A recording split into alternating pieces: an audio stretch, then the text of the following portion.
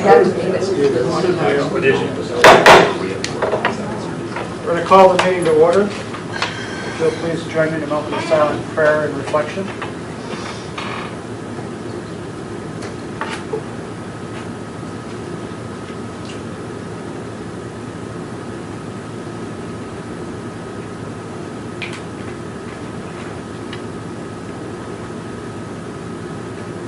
Terry, if you'll call the roll, please.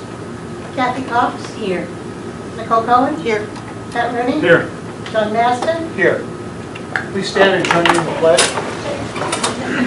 I pledge allegiance to the flag of the United States of America and to the republic for which it stands, one nation under God, indivisible, with liberty and justice for all.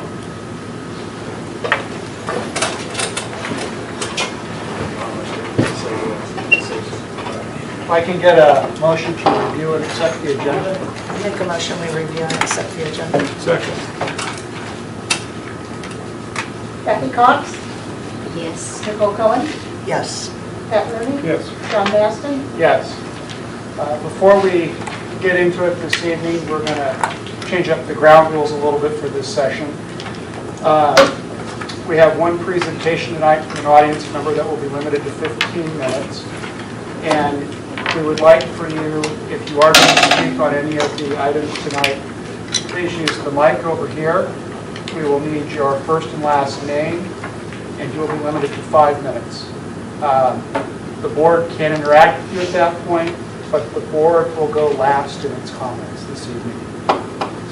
So with that, we'll start in with item 3.1, approval of 9 to 12 English Language Arts textbook adoption. Mr. Gardner.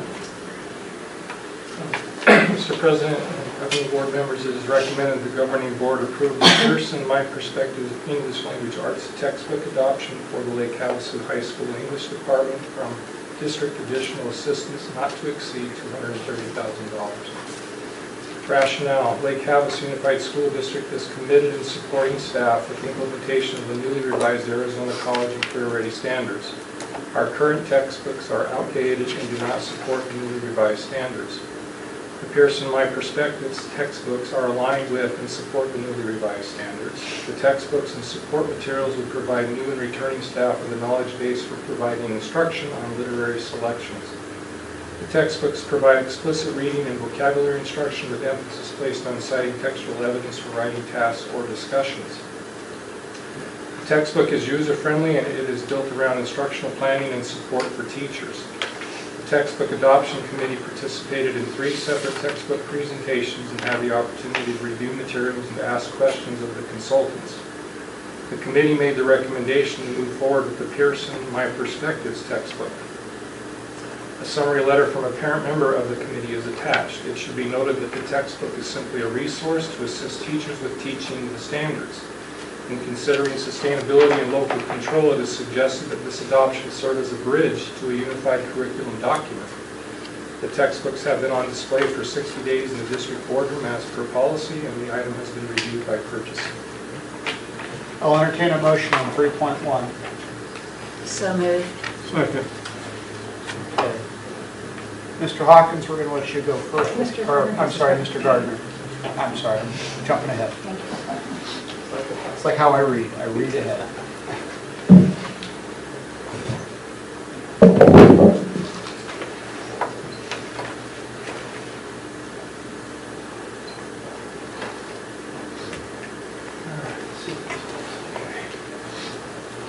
So first of all, just introduce my purpose here. Is I serve as a facilitator or chair for the textbook committee that was formed at the request of the school board. The school board was focused on discipline and curriculum this past year, and so I was charged with organizing that committee and then inviting the current textbook providers to come to our school district and share their information with us collectively. So I wanted to thank those people that were participants in this process who are here. I respect their professionalism, their opinions. I think the committee represents a lot of the community members, and again, I was pleased with the results. And I want to just now take you through the process, and then at the end I'm going to share my own perspectives as from the view of myself as a parent of 4 children who went through this school district, as a former teacher, my own views on the resources, and then as an administrator and community member as well. That said, the reason why we're having this discussion today is our last textbook adoption was in 2006. Our textbooks are outdated, they're in poor condition. Not all of our students actually have access to the textbooks anymore as a result, and certainly there's no access to the online platform anymore. We've lost that ability during this past year, so there's no library access or online access to the actual digital textbook. And then, if you think about it, we're 18 years into the 21st century. The majority of high schools and colleges and even junior highs, elementary schools now use technology. And I would say if you raise your hand here and answer this question, the majority of people in this room own cell phones. It's just a fact. And that's the way most people communicate, and most people actually use those for various reasons to learn. When we started this textbook adoption process, over the course of the year, we had budget discussions that were open to the public. We set aside funds to actually secure a textbook, including the budget process. The other reason behind this is, I personally, when I accepted this position many years ago, my goal was to make Lake Havasu Unified School District a world-class institute that provided a world-class education. I still believe we have ways to go, but we're making serious gains in that area. When I say the high school is supposed to be the flagship of the district, I'm going to ask a couple of board members who actually lived at high school for a while, what does that mean to you? So Mr. Rooney, when you think of that idea of the high school being the flagship, what do you think about when you hear that? Well, the high school to me is the culmination of a long educational experience. And that when you come into the high school and through our articulation with the lower levels, the high school should be establishing that this is what these are the skills we expect you to walk into the high school for. And what you as I understand it, over the years, we've had articulation all the way down from the high school to the elementary level.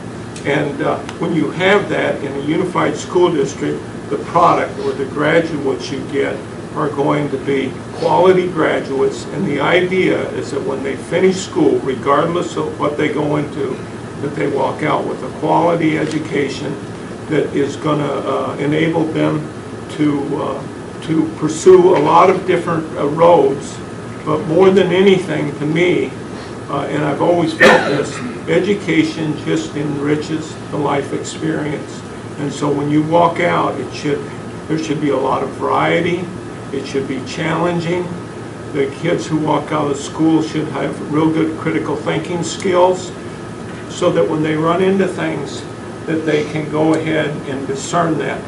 And I'll give you a real good example, and then I'll get off of this. But you know, I believe years ago when I was teaching civics, the Pol Pot and that group, the Khmer Rouge, were taking over, trying to take over Cambodia. And I showed the kids a picture in the newspaper because I wanted the kids to stay up on things. And I said, what's wrong with this picture? And the caption was that these guys were defending Phnom Penh, which was the capital. I said, look closely at this. The kids had a little trouble discerning what I was looking for. I said, it's right there in the picture. What I pointed out to them is it was a staged photograph. In other words, there were no magazines. These were AK-47s. It was staged by the photographer. It wasn't really what was going on. That's what I mean by walking out with all these critical thinking skills, so that you can discern things in life. And to me, that's so important. But that's what I always envisioned for when we said the high school, the flagship, because that's the end. The flagship should be setting those standards so that everyone that's coming up walks in at a certain level, and then of course you take them from there, and then they walk out highly educated. I couldn't add anything to that. I couldn't say this. Was that eloquent? Very, thank you. Okay. Saving me. So, to piggyback on that, when you live in a small community like we do in Lake Havasu, I grew up in Blackfoot, Idaho, a very conservative community, and the population is 12,000. We were the smallest, largest high school in the state. When I say that, we played our athletic activities against schools that had populations of 900 students or higher. So we had, I think, maybe 850 students. So we were placed in the highest competition bracket, if you will. But the interesting thing about that is the high school became like the community center, and people were extremely proud of that high school where I grew up. I feel the same way, for the most part, that many people are proud to live in Lake Havasu, and the high school is viewed as the centerpiece of the community. That's why I'm excited about the world-class facility that we just created through this bond, and I was pleased to see that happen, because I think there'll be a lot of pride as a result. So when I say flagship, my former community, when I grew up in Blackfoot, people still contribute to that school system and went through it. They attend the games. They wear green and gold and black all the time. So it kind of gets in their blood, and they take pride in that. So again, my goal has always been to try to view the high school as the flagship of this district for various reasons. The other thing that I think, Kathy, I'm going to ask you to comment on this, or Pat, is when you have a strong department, especially the English department, it solves a lot of issues. Kathy, your thoughts? Do you agree with that? Oh, my goodness, yes. And the English department at our high school has always been one of the strongest departments. Over the years, I know when John was there, we had those teachers were there for years and years and years.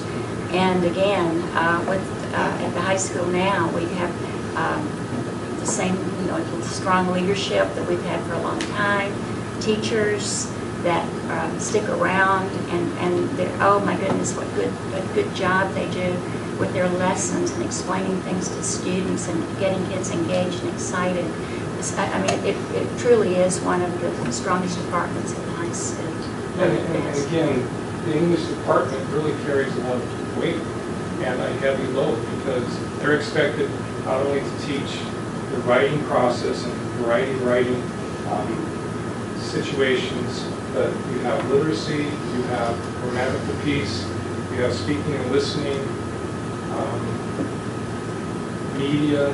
There is a lot involved in that process, and then of course English is the content that's tested frequently by the state, by our nation. So they carry a heavy load. Next step, the process, again continuing. The curriculum committee was formed, and these are the committee members. I think it's a good representation of our community. We have a lot of them are parents, regardless. Have children in our district and in our system. Those people involved after the fact were the English department. They were able to view the recommended textbook collectively as a department. You'll notice the years of experience. And the one thing that you're seeing is we have more and more teachers getting to that point where they're considering retiring in 2, 3, 4, 5 years. When you have a turnover, and we've had to hire, over the last 4 years, we've had to replace at least 2 to 3 English teachers annually. So we now have less experience coming into our district. And that makes it a more challenging situation for teachers in general. But I value their experience. They all supported this textbook as a resource for them to address the standards. I invited 3 of the main vendors that are out there today for textbooks: Biffman, Harcourt, McGraw-Hill, and Pearson. They came and presented their resources here at the district office. The committee presented those presentations. After all was said and done, Pearson was invited back for a second presentation. The textbooks have been on display for public comment for policy. They've been in this boardroom for over 60 days. And Information was placed on our website when these textbooks were brought to our district, so people had access to that. I believe a blackboard was sent out by Monica Marks to parents in the community advising them that this was happening. And then after that, the committee recommended that the board adopt the Pearson My Perspective textbooks for grades 9 through 12. So, to clarify a few things, a textbook is simply a resource. It is not the curriculum. I need to make that clear. When I walk into a classroom, I'm not going to pick up the textbook and say, this is what I have to do every day. That's not the purpose of the textbook. Some people get hung up on the idea that they have to teach the textbook. So they march through it, whether kids want to go with them or not, and it's brutal. We don't want that in our school system. It's simply a resource. What drives instruction are the standards. And these are called the Arizona College and Career Ready Standards. Diane Douglas, our superintendent of public instruction, led that cause to revise those common core standards that upset a lot of people, rightfully so. And there were over 9,000 public comments on the standards. It was open to public input and discussion, and eventually the state board adopted those newly revised standards. So they are our standards, Arizona. That's how they're set up, what they are. They're focused on a coherent progression, K-12, inclusive of rigorous content and applications of knowledge through higher level thinking, as Pat referenced. He would like his high school graduates to have higher level thinking skills. They are research and evidence-based. They're designed as an integrated approach to literacy, and that integrated is a key word for me. What they are not, and I'm sorry if I should have increased the size on this, but again, they're not curriculum, they're a tool simply. And when you're looking at textbooks, the textbook adoptions, as it says in the second paragraph, curricular tools including textbooks are selected by the district, school, and adopted through the local governing board. Hence, that's why we're here, and the governing board has that right to adopt this one. The last paragraph I thought was very important. No set of grade-specific standards can fully reflect the great variety in abilities, needs, learning rates, and achievement levels of students in any given classroom. The Arizona English Language Arts Standards do not define the intervention methods to support students who are well below or well above grade level expectations. It is up to the teachers, schools, and/or districts to determine the most effective instructional methods and curricular resources to meet all students' needs. And that's critical that you consider that because, again, the resource, the textbook, what we've looked at, has those instructional methods and suggestions on how to address different learning needs from a variety of students that we have in our public schools. It's important to consider that. So, about the textbook itself, it's a student-centered learning resource. It assists students with their development of their skills required to be successful throughout college and or career. It was developed and informed by respected experts whose experiences working with students and studying instructional best practices have positively impacted education. I listed the major contributors. If you want to look up information on those contributors, you have the right to do that. All of them have been involved in education for a long period of time. And then one thing that I really thought was important with this textbook adoption is parents receive a letter regarding any unit that's selected by the teachers for that grade level. The letter goes home. It basically says, this is what we are going to study. Here are the selections, and parents have access to that. So it's total transparency. That gets parents engaged. Hopefully, when students are reading the selection, parents are engaged in having conversations about what is happening and what they're learning. It's important. You don't see that in all school districts where parents are notified this is what your child's actually learning today. I encourage that from all of our teachers, but that's not the norm. The top bullet, I think, is the critical piece for me. The textbook provides integration in a variety of subject matter in one location. Integration means across, you have writing built into the literary selection, speaking and listening built in, it's all right there. And then teachers have access to that. So having to piecemeal or look for things provides some guidance and suggestions for them. Again, we have new teachers coming into our district. It's hard for them to gain the knowledge and experience when they walk into that classroom if they've never taught that content, and many of them have not. My own experience, when I walked into my first classroom in 1988, I was in a classroom that was probably 15 by 25. It was a shoebox. And I taught 4 preps: sophomore English, freshman English, creative writing, and science fiction and fantasy. I did not get a curriculum guide. I did not get a textbook. They said, here you go, here's your room and your keys.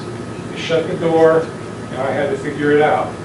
And I was had a young child, freshly married, and I'm like, you got to figure this out because I need a paycheck, because I have responsibilities. And if I didn't have resources, then it was my responsibility to go and find them. So I spent the majority of my time in the public library and the high school library looking for resources, because there weren't any. If we go ahead and adopt this, our district still has local control, and the board does as well. And certainly you can say, we would like this section not taught, or we would like this section emphasized, and these texts taught. We have the right to do that. Again, the textbook is simply a resource. My suggestion is the bottom one could serve as a bridge to transition to more locally controlled and creative curriculum. Another thing about the textbook is House Bill 2435 directs the State Board of Education to adopt models that include a minimum of English language development as follows. And this targets our ELL population. That's another area that I'm responsible for. We have an Azella test, so our English language learning students, they're given opportunities to progress with their English skills. If you have a first-year teacher that has several ELL students in the class, it's difficult for them to know how to differentiate instruction so that that kid is engaged. And the wall that keeps being put up against those students is the language, the academic language. They can't access as they struggle in the other content. So this textbook, again, has that built into it, the suggestions, not only on how to deal with the ELL population, but the suggestions, but also your gifted and your special ed students. You will not find all of those types of students at other schools, especially your private. That's the great equalizer is public education. We take all students and we're expected to teach all students individually to meet their needs. If you don't have a resource to help, imagine being a teacher in front of students with no resource to support you in your decisions. And you have to get to know 25 to 35 kids.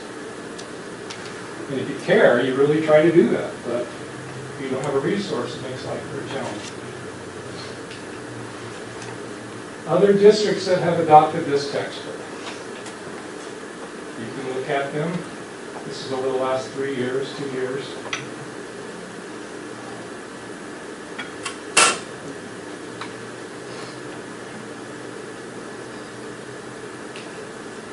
And finally, just my own, just some reflection, and I will close, and then you'll have your opportunity to hear some other people. So,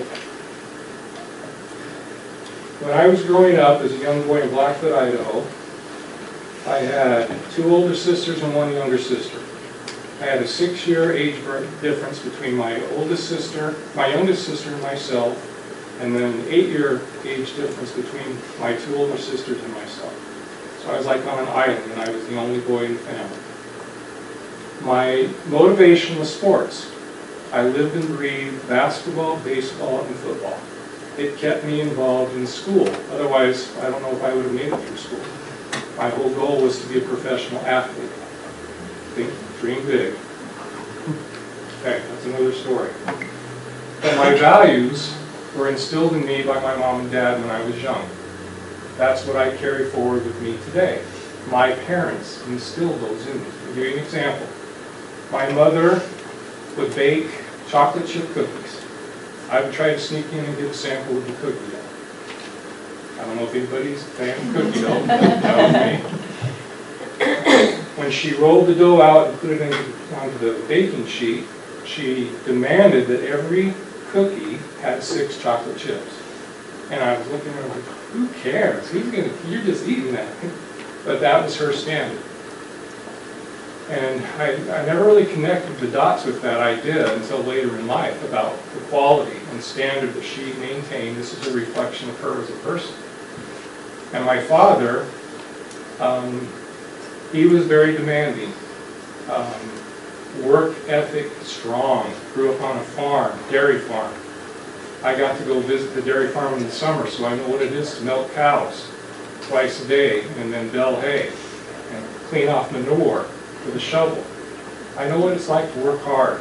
And when I was 8 years old, one of my most vivid memories is my little crew of neighborhood friends. They were riding their bicycles to the ballpark, and they had their baseball bats and mitts, and I couldn't stand it that they were going. Here I am out mowing an acre yard by hand, this push mower. Didn't have gas mowers back then. And my dad, I was almost finished, and he looked at me and saw that I was ready to go, and he said, "No, you need to mow it the other direction now." And it just killed me, because I have to live and breathe sports. But that taught me a value, that you leave things better than you find them, and that you work hard in life. Now, the reason why I say that is I think it's important that we note that we get our values primarily from our parents. They should be instilled in us from birth all the way through. It's a responsibility. And sometimes, unfortunately, you have families that are dysfunctional, and not always are those values instilled for various reasons. And that's where the role of teachers come in. We are like the first line of defense. We kind of are the safety net. We catch kids, and maybe we can motivate them and uplift them. And it's kind of cool when that happens. You see, you change the projection of a life. So consider that teachers are important. They play a key role in maybe instilling some values in kids that might not have that opportunity from their own parents. And then the second thing I need you to think about is we have a lot of kids that are portrayed poorly on the media, by the media. That it seems like we don't have any good kids anymore. And you know what? That's false. That's unfair. I go out into classrooms still, and I talk to kids. And the majority of our kids are great kids. They're beautiful. And they have hopes and dreams, and they're going to do well. I'm not worried about the next generation. I go in and visit them. I see amazing things are going to happen with these people. That's just me. And then the other thing I want you to consider is when a teacher goes into a classroom, they have this resource. It is expected that they're going to leave their biases at the door. You're not going to be able to control what a teacher thinks or believes when they're standing in front of students. But as professional educators, they are expected to leave those at the door. And when they see an issue, that they would then address that fairly. That's what the trust is with our parents. And I take that seriously. When I talk to teachers, I say, do you understand we have a sacred trust? It's important that you consider that. So I believe in our teachers. I think the resource is just a resource. And I am going to ask you to reflect right now. How many of you really remember what you learned in high school or middle school, content-wise? Just think about it. I don't want an answer, but I really want you to think. Boy, I remember that research paper I did when I was a freshman. I don't think you're going to have that recollection. But you are going to remember the teachers that impacted you in a positive way. You're going to remember those great teachers. And those great teachers had quality resources. They cared. They invested in kids. They didn't have a political agenda. I was a former teacher. I was in 19 years in the classroom. I did not go in and slant any of my lessons one way or the other. I have 4 children that went through this district. 2 are staunch Republicans. And they made that decision on their own when they were in their late 20s and early 30s. And it's primarily the Second Amendment that got them to go there. One is because he's in the military. Okay? And I have no problem with that. But I think we all make our political decisions and our religious decisions as we get older. And life happens. And all of a sudden you're caused to really reflect on what's important to you. I just don't think that our curriculum and resource has that much significance to what happens in the future with kids. humans, just research. That said, I will stop. I believe the next person has the floor. That'd be Mr. Hawkins. Are we allowed to ask a question? I just wondered how many parents I think- responded to the flyer that was sent home. I think we're doing presentations and public Oh, comments. okay. and I'm board sorry, I members' just turn. wondered how many parents What responded. flyer was sent home? She's referring to the Blackboard messaging. Right, Yes, I didn't get the it. electronic blackboard, What did it say? if there was a response to it.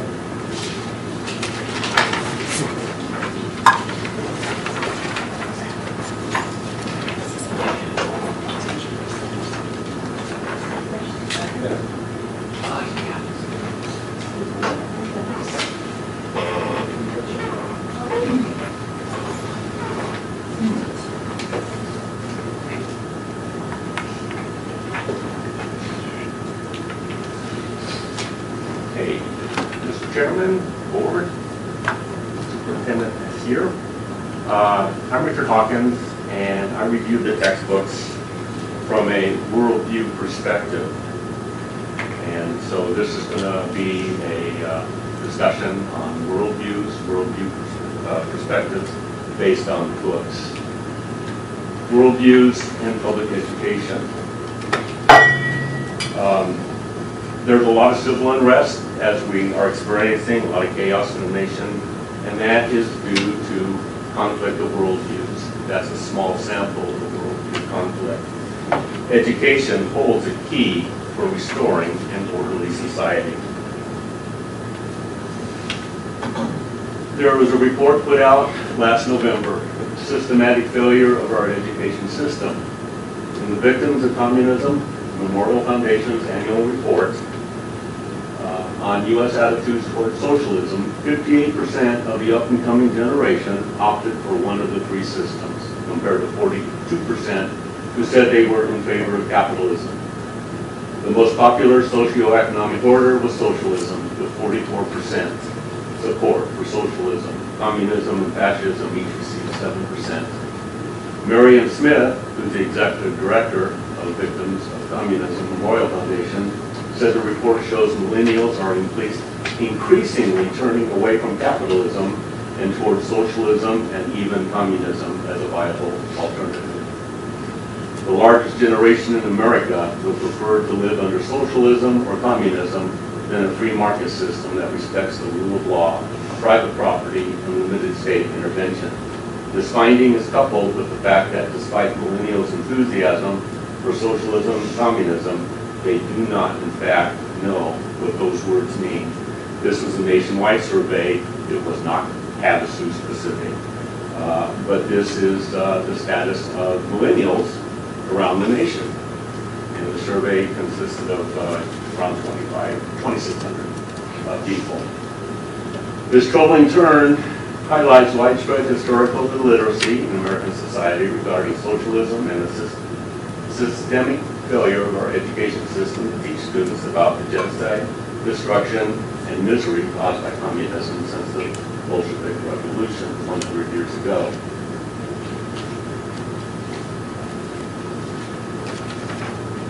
Another report, this came out about 20 years ago, and this was done 14-year-olds of our school system, and the great majority of them prefer socialism. This is what they think government's responsibilities are. Keeping prices under control, providing industries with the support they need to grow, guaranteeing a job for everyone who wants one, reducing differences in income and wealth among people, providing an adequate standard of living for the unemployed. Another table, another set of responses, being sure there are equal political opportunities for men and women, providing free basic education for all. Now that's becoming free college education. Guaranteeing peace and order within the country. That's pretty close to what government is supposed to do, not guarantee. It's actually the people that are supposed to guarantee it within its self-government. But there is a restraining sense of government to restrain evil. Providing basic health care for everyone, providing an adequate standard of living for old people, controlling pollution of the environment. That is one aspect that is proper for government. promoting honesty and moral behavior among people in the country. That is another role for government, but it depends on whose set of standards for morals and honesty. They aren't all equal. Worldviews. A worldview shapes or colors the way we think and furnishes the interpretive condition for understanding and explaining the facts of our experience. Worldview is the most important thing we can know about a man. Basically, it's knowing who they are, what their nature is, what they believe, what their decision processes are. Ideas have consequences, and those consequences affect everything in the practical realm as well as in the theoretical realm. Discernment of worldview is therefore the most necessary of all tasks of wisdom. Basically, it's learning who you are, your whole aspects of life, learning who other people are, their behaviors and what their beliefs are. Then you know how to communicate with them. You can respect those differences. But education, obviously, one of the main goals is to increase that aspect of wisdom. Wisdom is one of the primary goals for education. So this chart will show the worldview position of high school youth from Christian community. Approximately 100,000 students have been tested at 1,000 Christian schools. Now this is not supposed to be taken as a Christian-only type of chart, but it is a test that was done from 1988 to 2015. There's a long-term period the test has been consistent.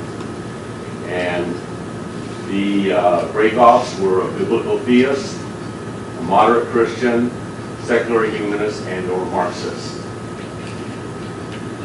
Public school Christian students, that's 80 to 85% of the Christian community, from 1988 to 2015 sank into secular humanist Marxist arena. That's socialism. Those going to traditional Christian schools, not much better. When I talked to the president of this organization, he was saying basically the problem is that they use the standard textbooks that the public schools use, and that's one of the big downfalls of the outcome. The homeschool environment, they're all in the moderate Christian variety. Those that take a Christian worldview school, they're up in the biblical standard. Again, this is not the point to Christianity, it's the point to the Christian students that should be up in the higher realm that are ranking down in the secular humanist and in the socialist arena. This is the failure of churches, the failure of the parents, and the failure of the school system. And if you're looking at socialism as being a failure, I look at socialism being a failure. It's contrary to our Constitution. One of the worldviews, the most prevalent worldview that I found in our society today is cultural Marxism. That's a formal name for political correctness. And it became popular around 1950. The authoritarian personality was published in 1950, which substantially influenced American psychologists and social scientists. The book was premised on one idea, that the presence in a society of Christianity, capitalism, and the patriarchal authoritarian families, the traditional family, created a character prone to racial prejudice and German fascism. This is right after World War II. Hitler was the big bugaboo, so he was the boogeyman that they had to vilify and associate Christianity and capitalism to. The authoritarian personality became a handbook for national campaign against any kind of prejudice or discrimination on the theory that if these evils were not eradicated, another Holocaust might occur on the American continent. This campaign in turn provided a basis for political correctness. Political correctness spread throughout the university system in the 1950s. Then it spread into the institution. If you've heard the term slow march through the institutions, that came out of the Frankfurt School, which is the Institute for Critical Cultural Marxism. The devastated curriculum via multiculturalism. The proponents of political correctness have concentrated their efforts on the core of a liberal education, the curriculum. Their efforts will radically alter what new generations of Americans will learn.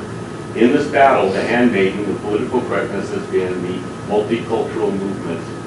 A number of critics have rightly pointed out that multiculturalism is more than an argument of courses or an argument for courses that concentrate on groups that are one time or another disadvantaged. Rather, multiculturalism involves the systematic restructuring of the curriculum so as to hinder students from learning about the Western tradition. Basically, kicking Western civilization out in lieu of cultural Marxism, which is part of the multicultural movement.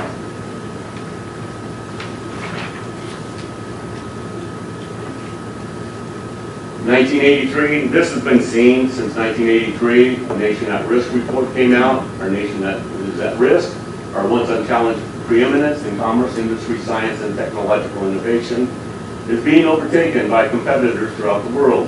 This report is concerned with only one of the many causes and dimensions of the problem, but it is the one that undergirds American prosperity, security, and stability. We report to the American people that while we can take justifiable pride in what our schools and colleges have historically accomplished and contributed to the United States and the well-being of the people, the educational foundations of our society are presently being eroded by a rising tide of mediocrity that threatens our very future as a nation and a people.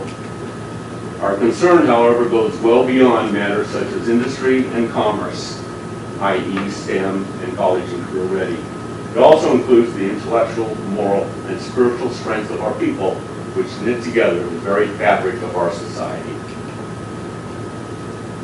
They concluded if an unfriendly foreign power had attempted to impose on America the mediocre educational performance that exists today, we might well have viewed it as an act of war. As it stands, we have allowed this to happen to ourselves. The National Commission on Excellence in Education. Taking a look at a different perspective. Right after the Constitution was adopted, Massachusetts school law came out. And it's instructing teachers to take diligent care to impress on the minds of children and youth the principles of piety, justice, and sacred regard to truth, love to the country, humanity, and universal benevolence, sobriety, industry, and frugality, chastity, moderation, and temperance, and those other virtues which are the ornament of human society and the basis upon which the Republican Constitution is structured. And it shall be the duty of such instructors to endeavor to lead those under their care into a particular understanding of the tendency of the before-mentioned virtues to preserve and perfect the Republican Constitution, to secure the blessings of liberty, as well as to promote their future happiness and tendency of the opposite vices, which are slavery and ruin. That's not just chattel slavery, that's slavery to a state or system. True Common Core, the education of Founding Fathers, largely consisted in reading the great historians, Plutarch's Lives being kind of a Bible for understanding human nature. Philosophical works are necessarily complex because they discuss complex things, how the mind works, how human beings live together, what constitutes good and evil, order and chaos, beauty and ugliness. But you will not find the Common Core, and these books that are being proposed are Common Core, telling us to dust off our Plutarch and open it up to the lives of, you read that. That is the furthest thing from their minds. The new complex texts are overwhelmingly of recent origin, mostly forgettable, and often riddled with political and cultural bias. This is the model of a society that our founding fathers designed the Constitution around, based on liberty, based on self-government. But marriage and family, procreate, and parents, as Brad was saying, are responsible for education. Commerce, for the growth of the national wealth. The state is relegated to a minor role. based on the organic laws of the United States. Organic laws, when you take your oath of office, you're taking your oath of office to the organic laws, not just the Constitution. The community is required for nourishment and personality. The church is to unify the moral principles, and the individual is responsible for self-government formed by faith, virtue, and freedom. This is all based on the laws of nature and nature's God. Okay. I'll run through this. Unfortunately, we've gone to a living, breathing Constitution. The Constitution has let the state grow, and it starts to overtake the other sovereign spheres. Each sphere is self-governing. But with the laws of nature, nature's God out, positive law in, that's allowed, taking a look at humans, or as human capital. The family's disintegrating, the church is disintegrating, the community is atomizing. The too big to fail crony capitalism is overtaking DC, and the state is overpowering most every institution in the nation now. And that's your in time, this Mr. society. Hawkins. And this is the curriculum philosophy for critical thinking. Mr. Hawkins, that's your time. Okay.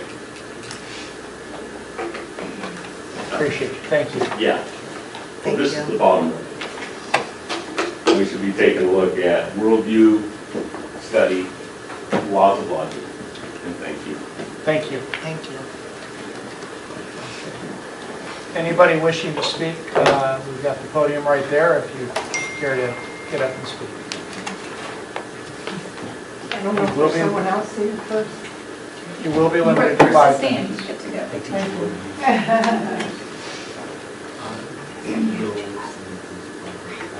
Like Councilor Board of Education members, and also the various teachers and parents, thank you for letting me be here. As an entry, I'm a resident of Hawkins City. My name is Diane Foster. I'm very passionate about our country and what it stands for. And I would love to see our kids get that same passion and love for it.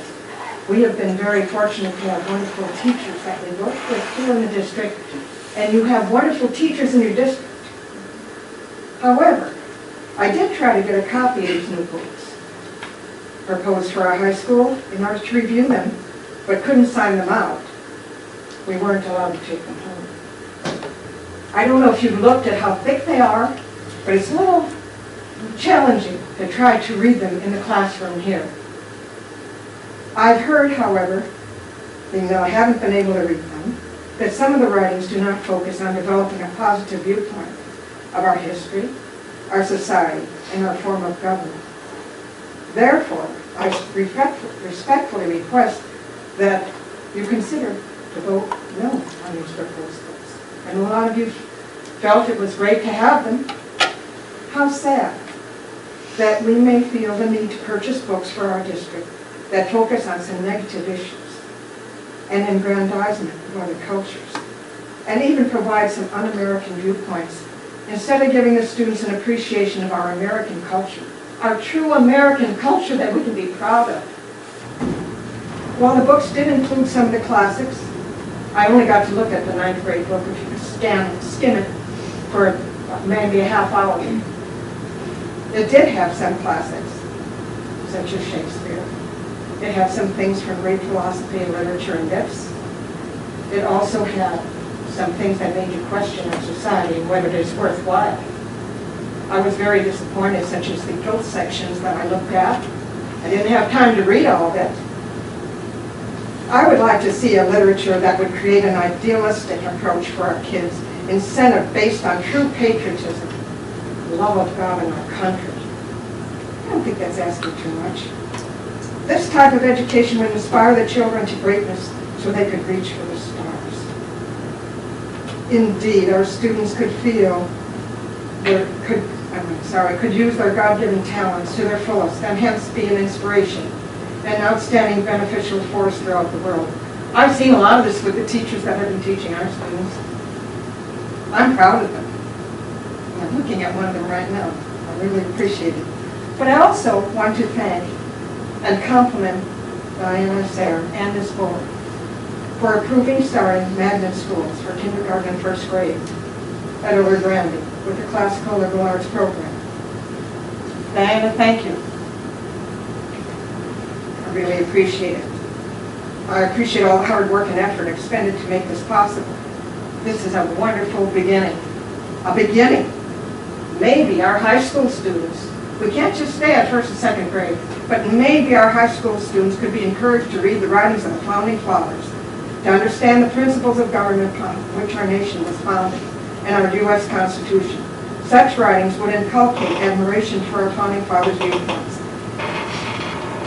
and how much they loved this country. They loved it enough to risk their lives, their fortunes, and their sacred honor to form a great nation of ours and establish a constitution to ensure future generations the rights to life, liberty, and the pursuit of happiness. These students could use their educated judgment then in discerning what is required to defend our national traditions, beliefs, and preserve our liberties. The students could acquire a broader education in English composition if they were to read the founders' writings. I know they would probably even have to use a dictionary to decipher some of the words the founders wrote and the meaning of them. I was told that I'm just a resident here in Havasu. I just care about our community. I care about you deeply. And I understood that maybe being that I'm passionate in my views, I thought it might be good to quote some things that the founding fathers said. How about Noah Webster? It is the object of vast magnitude that systems of education should be adopted and pursued, which may not only diffuse a knowledge of the sciences, but may implant in the minds of the American youth the principles of virtue and of liberty, and inspire them, and with ideas of government and with inviolable attachment to their own home country here in the United States. It didn't say here in the United States, that's the adjective that I put in there. James Wilson. It is the duty of parents to maintain their children decently and according to their circumstances to protect them accordingly to the dictates of prudence and to educate them accordingly to the suggestions of the judicious and zealous regard for their usefulness, their responsibility, and their happiness. Mrs. Klostermeyer. For avoiding the extremes of despotism. Oh, this is from Illinois Morris. Mrs. What is the sign Klostermeyer. of the Constitution? Your I don't know, time- my 5 minutes is up. Your time is up now. 5 minutes is up? Yes, ma'am. It goes fast. Okay, well, I'm sorry, there's only one last thing I would like to respectfully request, and I'm not giving a talk. I would like the students to be able to be encouraged to read the writings of the founding fathers, to be able to have Constitution 101 in their high school. Have the board please consider that based on Hillsdale so that it will prepare them for the test as far as that are required in order to graduate from high school. They need to be able to pass citizenship test, a real citizenship test. Thank you. God bless you, and God bless America. All right, I've got 2 minutes. Well, everybody's going to get 5, and I've already got someone approaching the president. I'm Tanya Crane, and you saw my experience up there. I've been teaching for 24 years. I just finished 20 years in this district, and like Mr. Gardner's story, when I first started teaching here 20 years ago, I was handed a legal yellow notepad with my curriculum, which was reading 1984 short stories, and that's all I remember. And I didn't have a textbook, and it was kind of up to me to survive and with some help of some other teachers. That's not where we are today. There are standards and expectations, and the world has changed. Back then, I got to do a unit on poetry where I had students bring in lyrics from songs, and it was fun. Things are just not like that anymore. We have expectations and things that students have to meet. And so that's how I begin here. The textbooks that we recommended, or what's happening now with our current textbooks actually, is that they don't support the current standards. And so that's created this cycle of teachers coming in and kind of like, in some ways like I did, cobbling together materials that do meet the standards, and then that's successful or not, gets thrown away or not, depending on the teachers coming in and changeover that happens. And so it's just been this cycle of materials that are not vetted, pulled off teachers pay teachers or Pinterest or wherever else teachers find them, and then not being able, I guess, to rely on the textbook as supporting best practices and, again, the standards that we're expected to teach. So this textbook, the Pearson textbook, encourages critical thinking. I mean, each unit opens with a big essential question, and that essential question is brought out through the reading.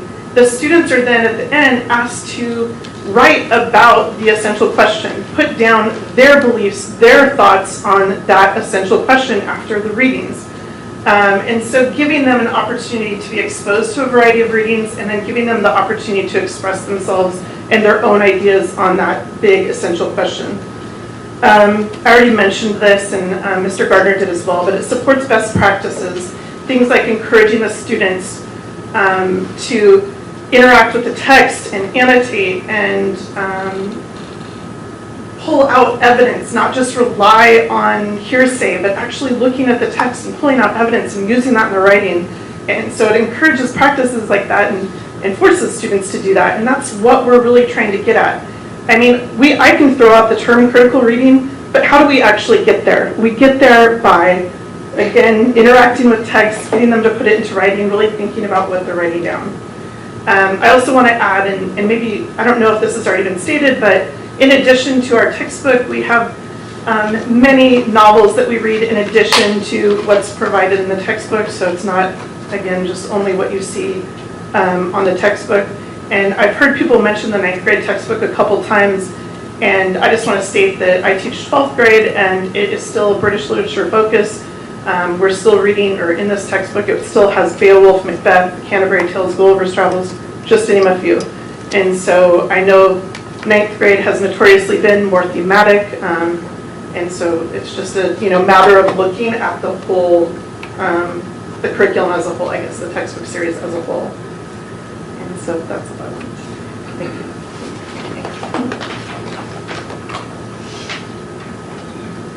We're ready for our next person at the podium. Brett, if you'd like to go. And you're next.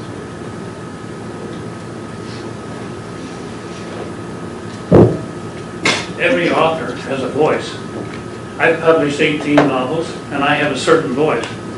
This textbook that I've looked at was published or copyrighted in 2010, so it's 8 years old.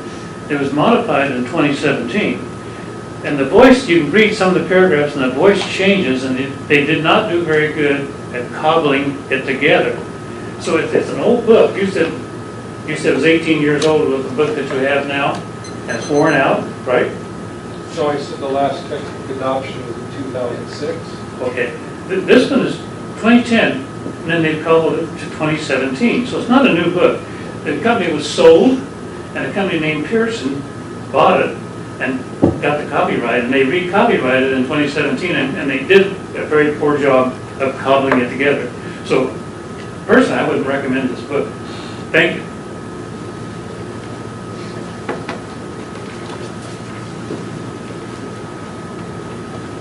Thank you.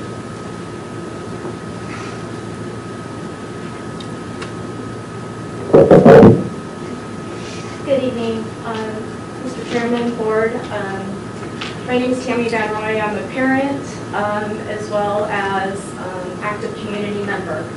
I sat on the committee for this textbook adoption, and we were presented with 3 different companies to look at. This, overall, my perspectives was the one that was more, that would most benefit our teachers. At the end of the day, we need to support our teachers as a community. I know that we are focused on the curriculum. A lot of the things that I'm hearing maybe with the teaching state requirements, maybe not so much this particular textbook adoption. What this program offered, in addition to just the book, they had a number of online resources. They had programs in there for our teachers to be able to assign products to theirs. gifted students as well as the students that weren't at different levels. If those kids were in different classrooms, those teachers were able to assign assignments to their students by grouping their students. It was a helpful tool for our teachers. I really was fond of the parent letter. When I asked my kid what he did at school today, the response, none.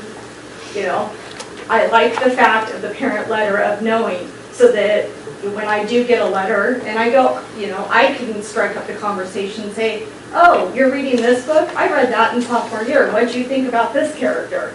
And they will in turn be able to respond to me because I will better know how to communicate with my kid.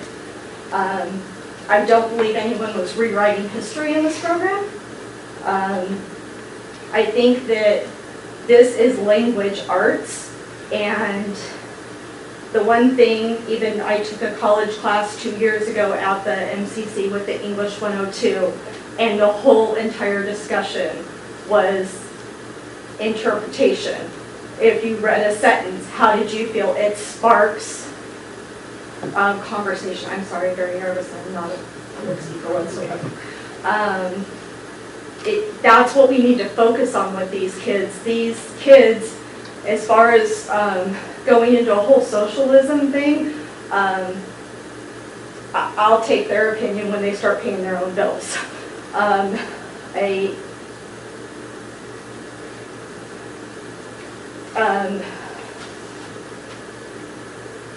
This was a tool to benefit our teachers. The purchase came with this program. We were able to buy certain novels. One of the recommendations was buy the novels that they don't have online sources for, so that we can interchange this. The board can still, you know, determine what definitely needs to be taught. We are looking for a system to help our teachers. Our teachers do not, they need help. At the end of the day, we live in a community that doesn't support our teachers. And I envision living in a community where we can help our teachers, so our teachers help us. I envision a community of when you're driving down Main Street and homecoming season is going on, we see purple and gold down Havasu. That's what kind of community I want to live in. We're not going to do that with not providing jobs to teachers with giving them know what to do. The whole notepad thing is not going to work anymore. Another part of this program that I did like was the kids had access on their cell phones, which the majority of the kids have cell phones. It did not require Wi-Fi. They were able to access the program through regular cell service. So there would be no reason for these kids to not engage. Overall, I do believe it was a quality product that would help engage all of our children. Thank you. Thank you, Tammy. By the way, for being nervous, you did great. Who's beeping? Yeah, someone's beeping. There we go. Sorry. Hi, I'm Amy Barney. I'm a teacher at Lake Havasu High School and a parent, and I obviously believe in control over curriculum, or I wouldn't drag my 5-year-old to board meetings to know what's going on. I feel like, honestly, a valid textbook adoption gives the board way more control than not having a current textbook. Without a textbook, I guarantee those teachers are online looking up resources. They're going to teachers pay teachers. They're borrowing and stealing from other people. And you don't know what they're getting. We don't know the quality. And with our high turnover rate, they're taking what they found with them. And the new teachers coming in and having to do the same process over again. Who knows what they're getting? If we give them the basic blocks for them to work off of, and they have their PLC and they're able to work through that curriculum, and they're able to lesson plan together with our great PLC culture we've developed, you're setting them up for success. And you have more control than if you don't. Thank you. Anybody else? Close the public comment and go to the board commentary and discussion.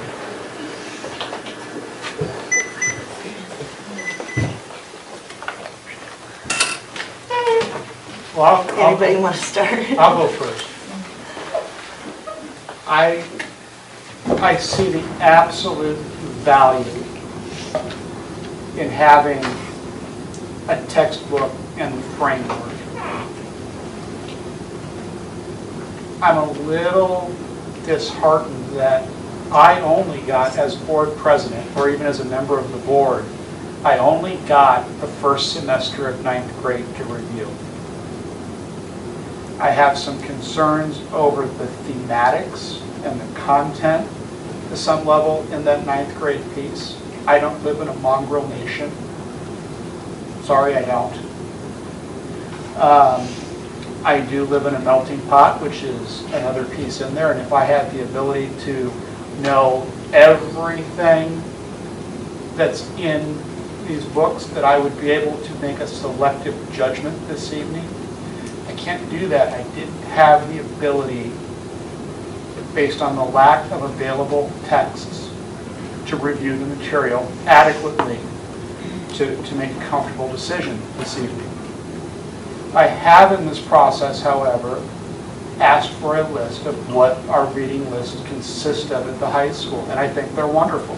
I think that when I look at it, I think that the augmentation of a textbook would help our reading list dramatically, and if we must make an adoption, I would love the opportunity to look through that book and say, I like this, I don't like this, I'd like to adopt this, but I don't think we need to teach this and this and this, especially in the characterization of the 9th grade is about the worst of it.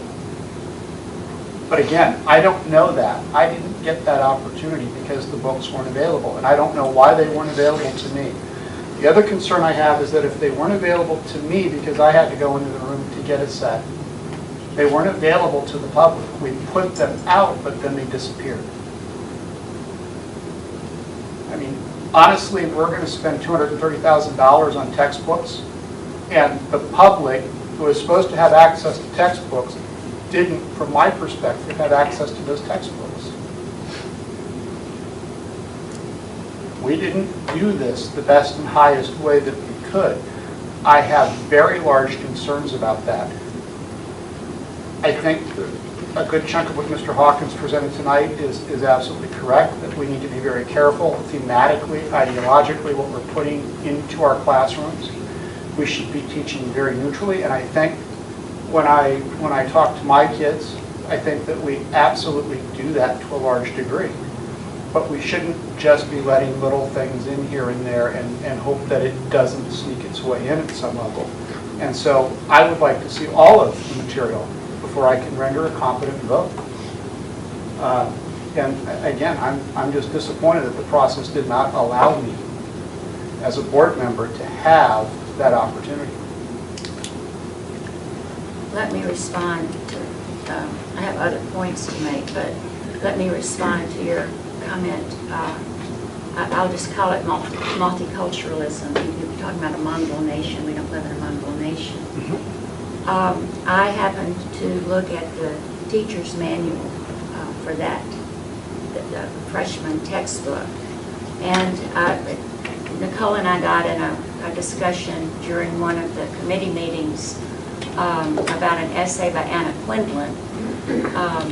And it was about the different cultures that we have in our country. And she proposed that we are like a quilt. And then later I actually got the teacher's manual out, and I looked at how that was introduced. And if the teacher were to follow the lesson plan, the teacher would say, some people say that America is like a quilt, but all kinds of people put together. Some people don't agree with that. Some people think that we're more like a salad, where you can see the tomatoes, you can see the lettuce, you can see the cucumbers.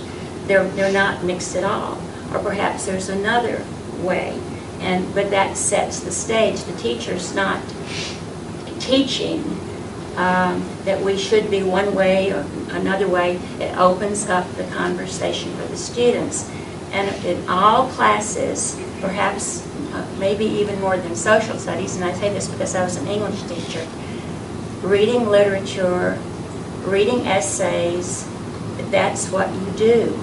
You present both sides and then you discuss it. And I remember many, many years ago, I read something I've never forgotten. I think some of you might know who wrote this. It's the mark of an educated person is the ability to take two opposing ideas and hold them in your head and grapple with them. And really, that's what you do in an English class, which is really a lot of discussion that the teacher leads. But Mr. Hawkins, in all due respect, with what you said, you do understand. I mean, you teach at the college level, is that correct? I teach worldviews. At the college level? I thought you taught it at Arizona Western. No, I don't teach it at college. Oh, okay, I thought you did. No teacher at Lake Havasu High School would be allowed to give your lecture because it shows your concerns, which you're perfectly entitled to, and I agree with some of them. But no teacher would be allowed to present the way that you did tonight, because that's not what we do. In our district, you definitely had, your view came across. Well, this is not in the English class, so I was presenting I know. from a certain worldview. I understand. Based against the worldview that's built into the textbook. Multiculturalism is more than just different cultures. Basically, multiculturalism, as defined by cultural Marxists, is a victimhood mentality. You have certain victim classes, and that creates a lot of division within a society. That creates animosity in a society. So it's not just based on different cultures, but it's the victimization, the victimhood mentality that's built into the system, built into the term. Thank you. And I'll also, while I've got this on my mind, the first thing that I was attracted to when I saw this particular series is how difficult it is to teach writing. This series, the kids online at home can do their first draft at home, and the teacher can go online and read it. And then the students can do, I wanted my kids to do 2 or 3 drafts before they did their final draft, but it was impossible. It's just impossible to do it that way.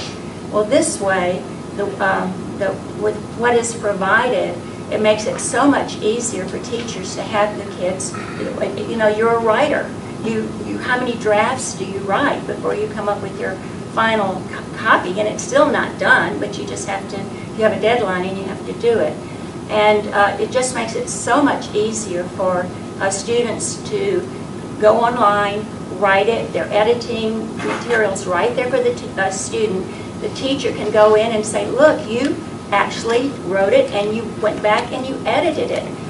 My goodness, you know, that is great. The teacher didn't have to do the first edit.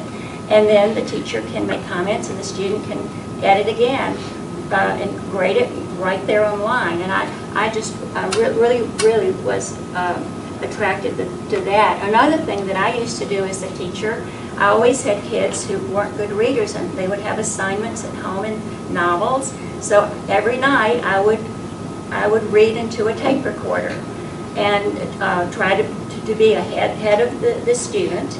And the student would take the tape recorder home, and with the parent would sit there, listen to the tape while he read along in the book. And he was able to come in the next day, and I could call on him, and he actually had read the material. We have lots of kids who have difficulty with that kind of, that is provided. So I have to tell you that was my first attraction to the series, was the ability to do those kinds of things. And so then I went back and I have really looked at absolutely everything. And I'm not happy with some of the things. I did not like in 11th grade, the first unit is the students examine the the students examine the Declaration of Independence, and then they have to examine the preamble to the Constitution. They do the Gettysburg Address. I mean, that takes up, if you can see, I think it's wonderful. And Mrs. Klostermeyer, you mentioned that the students should be able to do that. But that's Unit 1. That's not even getting the kids into literature and getting them excited. The kids I know would get bogged down. That's just too much at one time. And I have another problem with it too. This is English.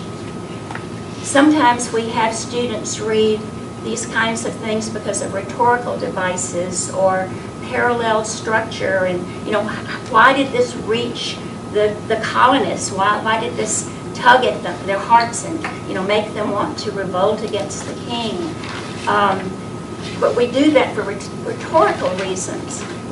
English teachers are not prepared to hit the topics that are brought up when you read these historical documents. That really belongs to the social studies teachers.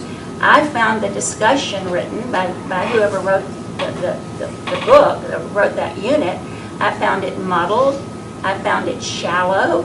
I wouldn't want an English teacher to use those materials to teach about our freedoms and our countries and our liberties and the responsibilities that we owe. So I mean, I did have problems throughout, but regardless of that, one of the things about, I'll go back to multiculturalism for a moment.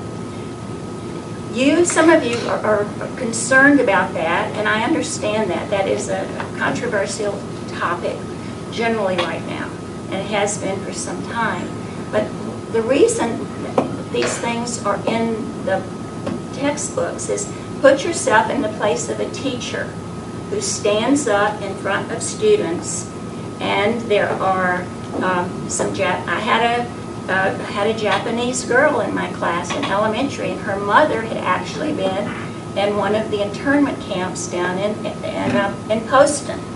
And that was quite an experience for me. I had a Chinese student whose great-great-great-grandfather was brought over from China to work on the Transcontinental Railroad.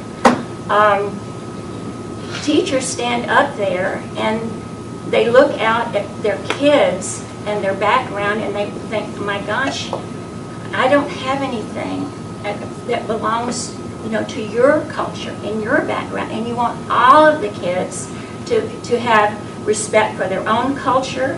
And I was so pleased to find there's Native American authors, and they're not just fly-by-night authors. There's Louis Erdrich, I can't think of Momaday's first name, but they're very important Native American authors. And yes, they are modern, but they're not going to go away. They will, just like Nathaniel Hawthorne, who doesn't show up very much, if at all. I was not happy about that. But they will become part of the literature. They will belong. And so we do have Native American students, and now we have a textbook that has something in there for them. And for Japanese, I can't remember, I think there is one thing, Chinese, but most of these authors are Chinese American. Oh, it is Amy Tan. They're Japanese American authors, not always.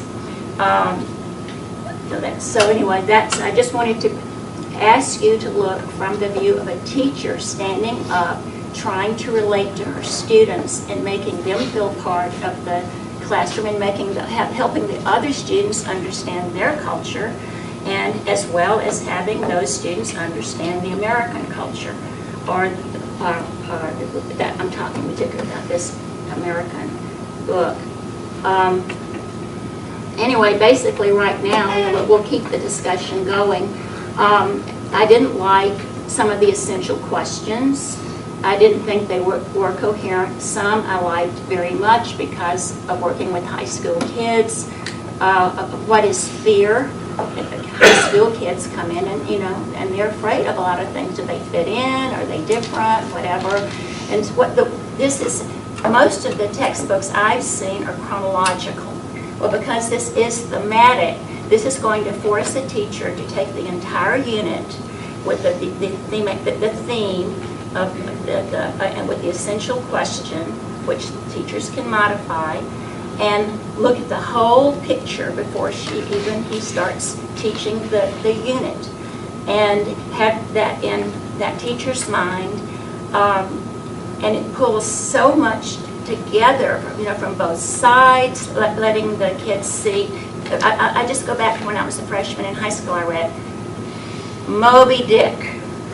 Not a winner with me, and I ended up getting my master's in English and American literature. Oh, I read Silas Marner, Ethan Frome, Scarlet Letter. I didn't have a clue what was going on in any of those books. It's so amazing that I became an English teacher, and that was pretty. And we just went from one book, great book, to the next great book, to the next great book. Thematic teaching is something that, if you do it right, it pulls those works of literature together and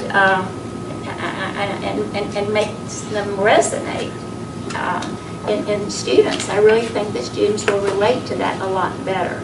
So anyway, for you conservatives out there, and I think just about most people in here would say that they are conservative, I do want to point out to the first textbook series I've ever seen that had English textbook that had an essay from Edmund Burke, the great, what is called the father of conservatism.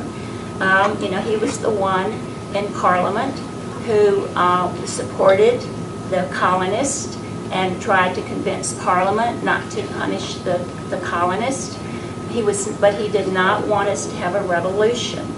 And I read his essay. And it's called, of all things, we the people. Well, he writes about our republic and how the people that we elect have to be good representatives. We have to know what the people want, what their interests are, what their concerns are, what's important to them. He says, but in the end, we have to elect our representatives who have good judgment, people who are wise, people who didn't want to get elected for things in their own self-interest, for their business, for their money, for whatever. I mean, I couldn't believe, and it was put in the perfect unit, and it was part of that. It was a counter. The conservatism part was a counter to what some of you may be concerned about, because the unit was balanced in that way. And so, I mean, I have concerns too, but as Brad said, this is nothing but a resource. I'm only one board member, but I want Lord of the Flies somewhere, and I didn't see it in any of the 4 books mentioned anywhere. I'm hoping it's in one of the trade books. But it's on the reading list. Oh, no, that's your reading list, but I don't know if it's offered as one of the books by this company. They really moved it down to middle school, which I totally disagree with, but well, then that's a whole other thing. But we definitely. I mean, currently we teach it in 12th grade. But. Okay, all right. Well. No, yeah, we but those teach are it the in 12th kinds grade. of things that need to be, that would have to be decided. But as far as I'm concerned, you could take the entire Unit 1, and when I was I was the chairman of the Social Studies Committee and Text Adoption, and what we did to keep teachers from starting at the beginning and going all the way through, and then they got this far and the year was over. Well, we had a curriculum where we were going to teach it. So what we did is we took the teachers' editions and we took them and we X'd out. Do not do this. And the reason we did that is when you got new teachers coming in, they would see that and they would know that they were not supposed to do that. And so it's not at all difficult to do. But in the hands of a teacher is not bombastic. A teacher does not give her views. A teacher is a facilitator who helps kids see that there's two sides or more sides to anything, and elicits that conversation, and hopefully it helps the student grow and think, but always, and I'll go back to my saying about the mark of an educated person. I've thought about that so much over the years that I have begun to believe you cannot teach critical thinking unless the student's mind has to be able to hold two opposing views in his head at one time and grapple with it. Once he can do that with no one telling him which one is the correct one, until he can do that, he's not able to do critical thinking. And everyone on the board has said that we want the students to be capable of critical thinking. That's all I'm going to say right now, but I might not be through. That sounds like a threat. Mike. Okay, I want to start out by saying I totally understand the need for a teacher resource. That's been made evidently clear through sitting through the committee, through looking through all of the text, all the spreadsheets. I mean, I've really looked through everything over the long term, not just since the committee met for this curriculum. So with that being said, here we are, July of 2018, getting ready to spend $200,000 on a Common Core aligned book. And the first time I stepped into this boardroom was April 9th, 2013, because we were going to spend $200,000 on a Common Core aligned book. So I think I had to just mention that because this is a problem for me. We established first we established our educational philosophy, because after doing so much research and personal research, personal study, I started to begin to understand how I couldn't recognize different worldviews. So I didn't understand what I was dealing with when I was doing my actual research for school board stuff. So I've taken a class 3 years in a row, and I'll take it again for the 4th year because it's not easy to get. Understand. So we established our educational philosophy, which we all agreed, and it was a process. And I don't feel like this proposed adoption aligns with our philosophy. And I took all that work really seriously. So we developed the guiding principles, and within the guiding principles, and are those them? I can't see. I think they're up on the wall. And our new educational philosophy mission statement. I took the board's role in those guiding principles very seriously and reviewed all of this information, read through all 4 years of books. And I was disturbed at the theme, and I know that everybody seems to have a problem with the 9th grade. And unfortunately, I did take a whole set, and I gave some of mine out to Mr. Hawkins, and I think he passed them along to some people because there weren't any. So I'm not sure where all the other books went, but anyways. The theme throughout the 9th grade book is all I can speak to because it's the only one I have left. But I went through all of them. And the problem I have is that it seems to me we are teaching kids what to think, even if the teachers aren't. Just by using this as a resource and looking through 9th grade, their first exposure in high school to an English book, gives them everybody's perspective of what it's like to be American, and then they're asked to answer the question, what does it mean to be American? After they have heard, as Mr. Hawkins put it, the cultural Marxism that exists in these stories, it's almost like you feel guilty about being an American, and you have got to write about. I don't know how to put that in words. Let me just move on. There's definitely a theme, and I felt really bad about what our kids would be exposed to just flipping through it. I read through it, but just flipping through it, there's definitely a theme. Then I compared the Pearson year by year with our Lake Havasu High School curriculum, and we do have great resources in our books, and the Hillsdale, and I know we keep going back to that. The reason that I'm so enamored with Hillsdale is because in our culture today, we constantly hear about diversity and equity. This is an institution that has been pursuing truth and defending liberty since 1844, admitting black people and women into their higher, into their college since 1844. I don't think there's an institution in our country that is more deserving of, our attention. So I put them side by side for each grade. So I'll go to 12th grade just because I think that's time. You said 12th grade. Mm-hmm. So Pearson, it's British and world literature. Lake Havasu High School, British literature, Shakespeare. And then for Hillsdale, it's modern literature. I want to pony off of something Kathy said, is it's English. In Hillsdale, it's English. In Lake Havasu High School, it's English. I don't know what your prior textbook looks like, adopted textbook, but the additional resources that I have, the novels and whatnot, it's English. But Pearson, that to me seems like it's social studies.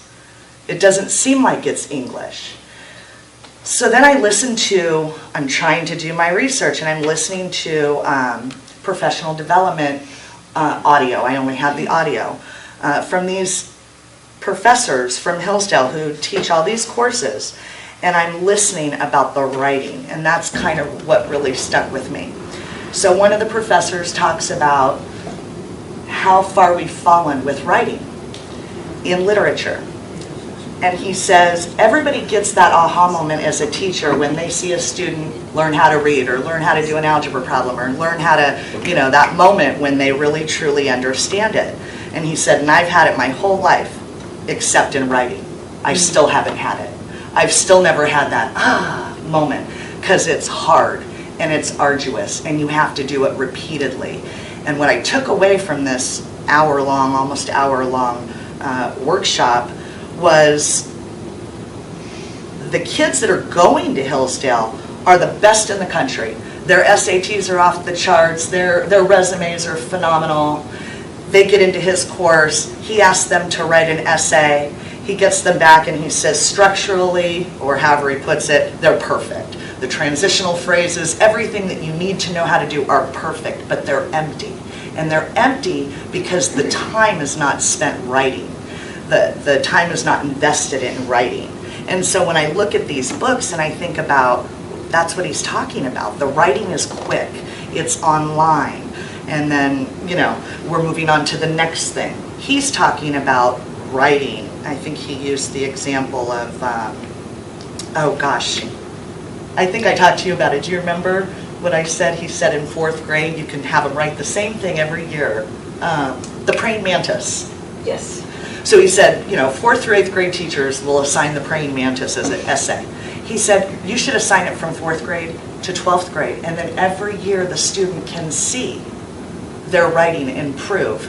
And so that really kind of hit me because this seems like it's constantly jumping to the next thing without really going deep. So I hope all that made sense. Then the other concern that I have is, so we had McGraw-Hill, Houghton Mifflin, and Pearson. I sat through all of those, but we didn't really explore anything else. And I know that there isn't anything else unless you're building it yourself, and I fully understand that. But the point that I was trying to make last November when I did that presentation and I gave that book out was this world-class education that we want to give. We're not giving if we're giving them the same Pearson, the 3 big publishers, they're getting the same thing everybody else is getting unless we have, special resources on the side, supplemental resources. So I just don't understand why we would spend the money on this versus trying to develop something that truly is world class. I don't know why we wouldn't consider paying our best department chairs stipends in order to use maybe something like this as a guide, but to create our own. And I don't mean like, you know, a little stipend. I mean something substantial to help build something that would be world-class, because I just don't think that that's what we're doing if we're using Pearson, McGraw, or anybody else. It's very standardized, and I see it happening in our community. I see the socialist, Marxist tendencies where everybody feels entitled, frankly, to something. And that doesn't mean any teacher has to be teaching it, that anybody is pushing that. It's in everything we see. It's every time we turn on the news. It's every time we log onto the computer, we're getting that message. Everybody's so angry. Everybody's fighting. So those are my concerns. I hope I made it clear. But I took this whole project very seriously, and I think this kind of conversation, it would have been helpful to have during the actual curriculum committee, because it wasn't. I sat over here, everybody else sat over here, and nobody was interested. You know, nobody was really interested in, other than they talked amongst themselves, because you're all peers and you're all working with the same, you know, kids, and you understand each other, but it didn't feel like it was representative of, or it didn't feel like the staff was interested in what maybe members of the community were thinking, because I felt like I was the only one that was representing that. And I know we had a parent on the committee, and I just want to say I take exception to anybody who says that we live in a community that doesn't support our teachers, because I don't know what we have to do to show our teachers that we support them. Just because we may disagree with something doesn't mean that we don't support.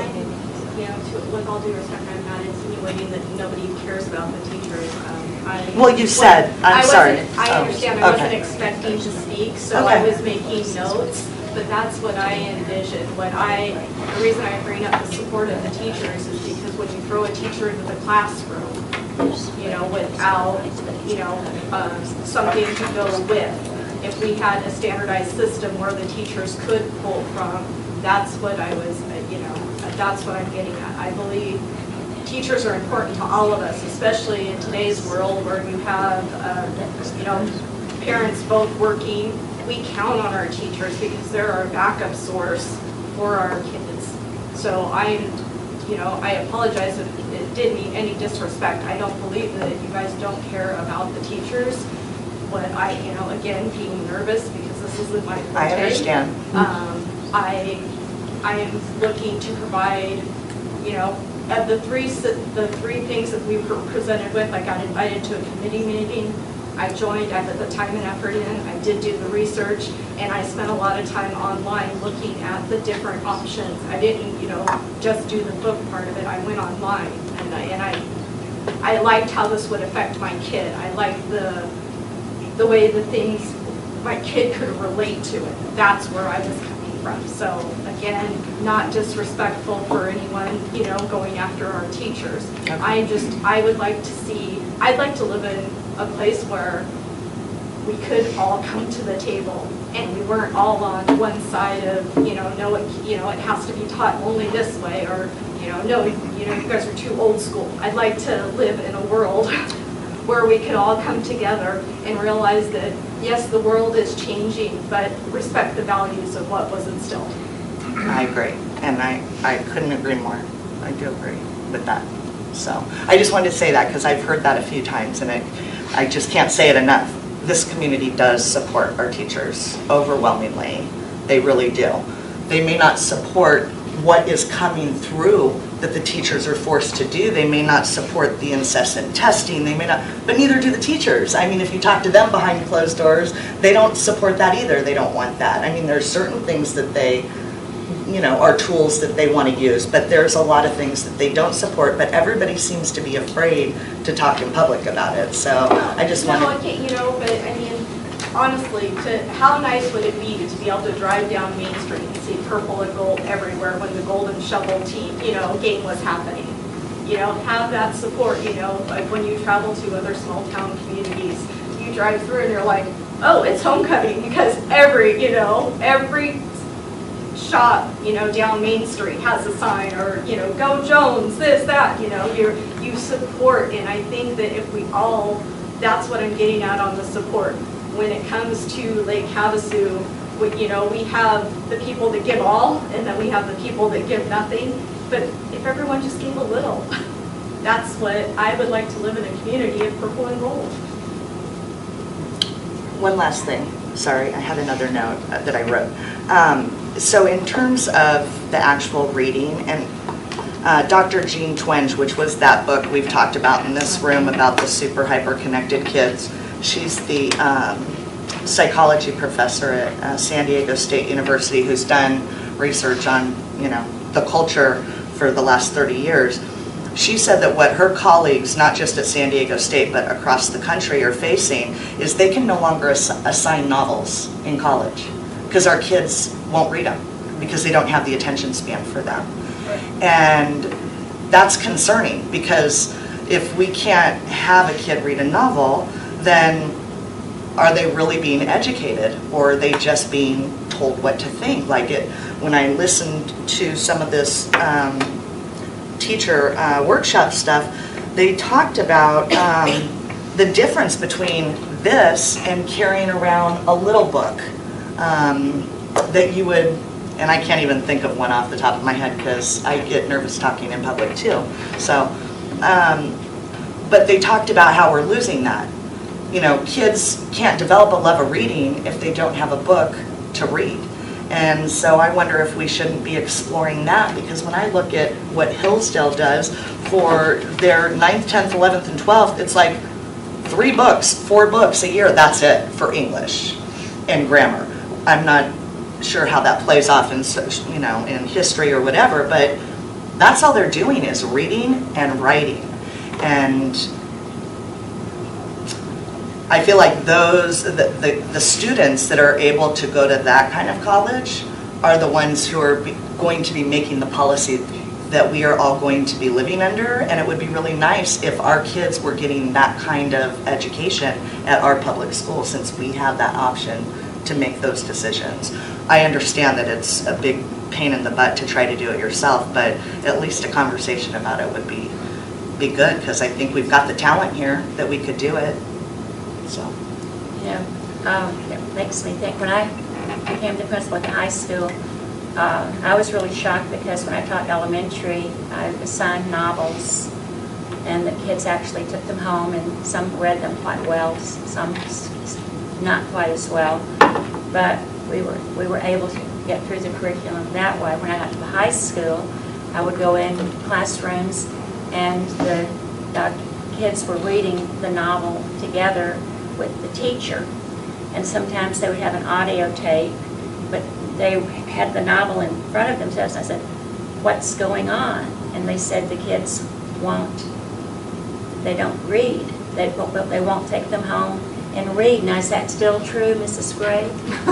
I mean, Yeah. It hasn't changed. So we've Yes, had a big culture shift, but our teachers make sure that the kids are getting it, but they have to get it in the classroom. And one of the things I noticed about Hillsdale curriculum, which I think is great, but the difference in our kids and the kids who go to Hillsdale, I noticed, I don't know if it's the freshman or the sophomore year, that summer those kids are assigned the Odyssey, read the Odyssey over the summer.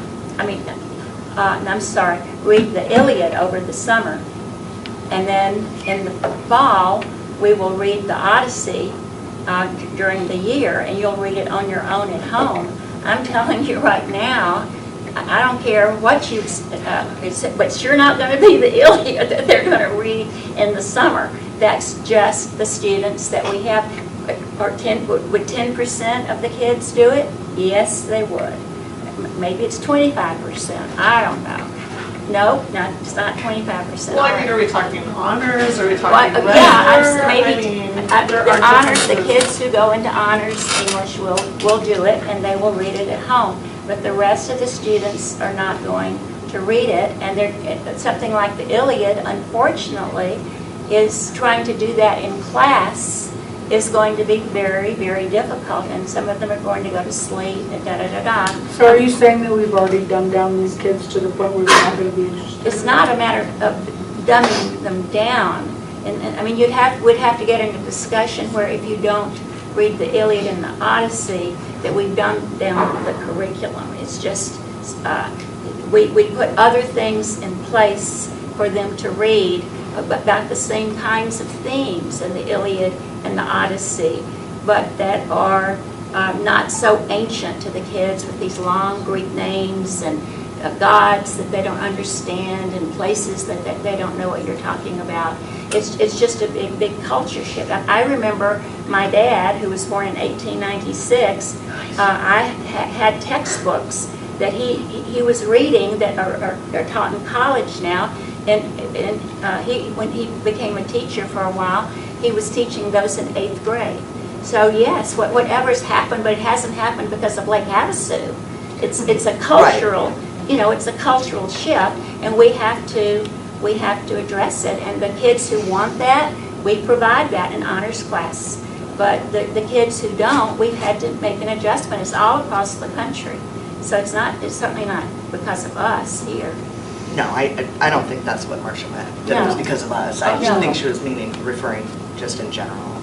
But I think that if our kids are going to college and they can't be assigned a novel, I don't know how you truly get an education if you're not willing to read, because there is no other way to educate yourself than to read.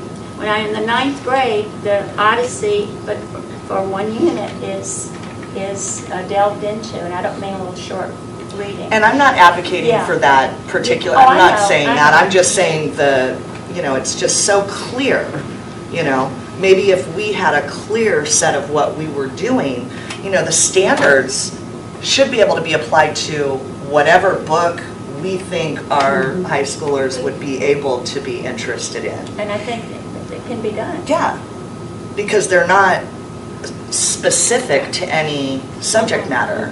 We should be able to apply them to whatever novels. Mm-hmm. Pretty universal, really, the standards. Right.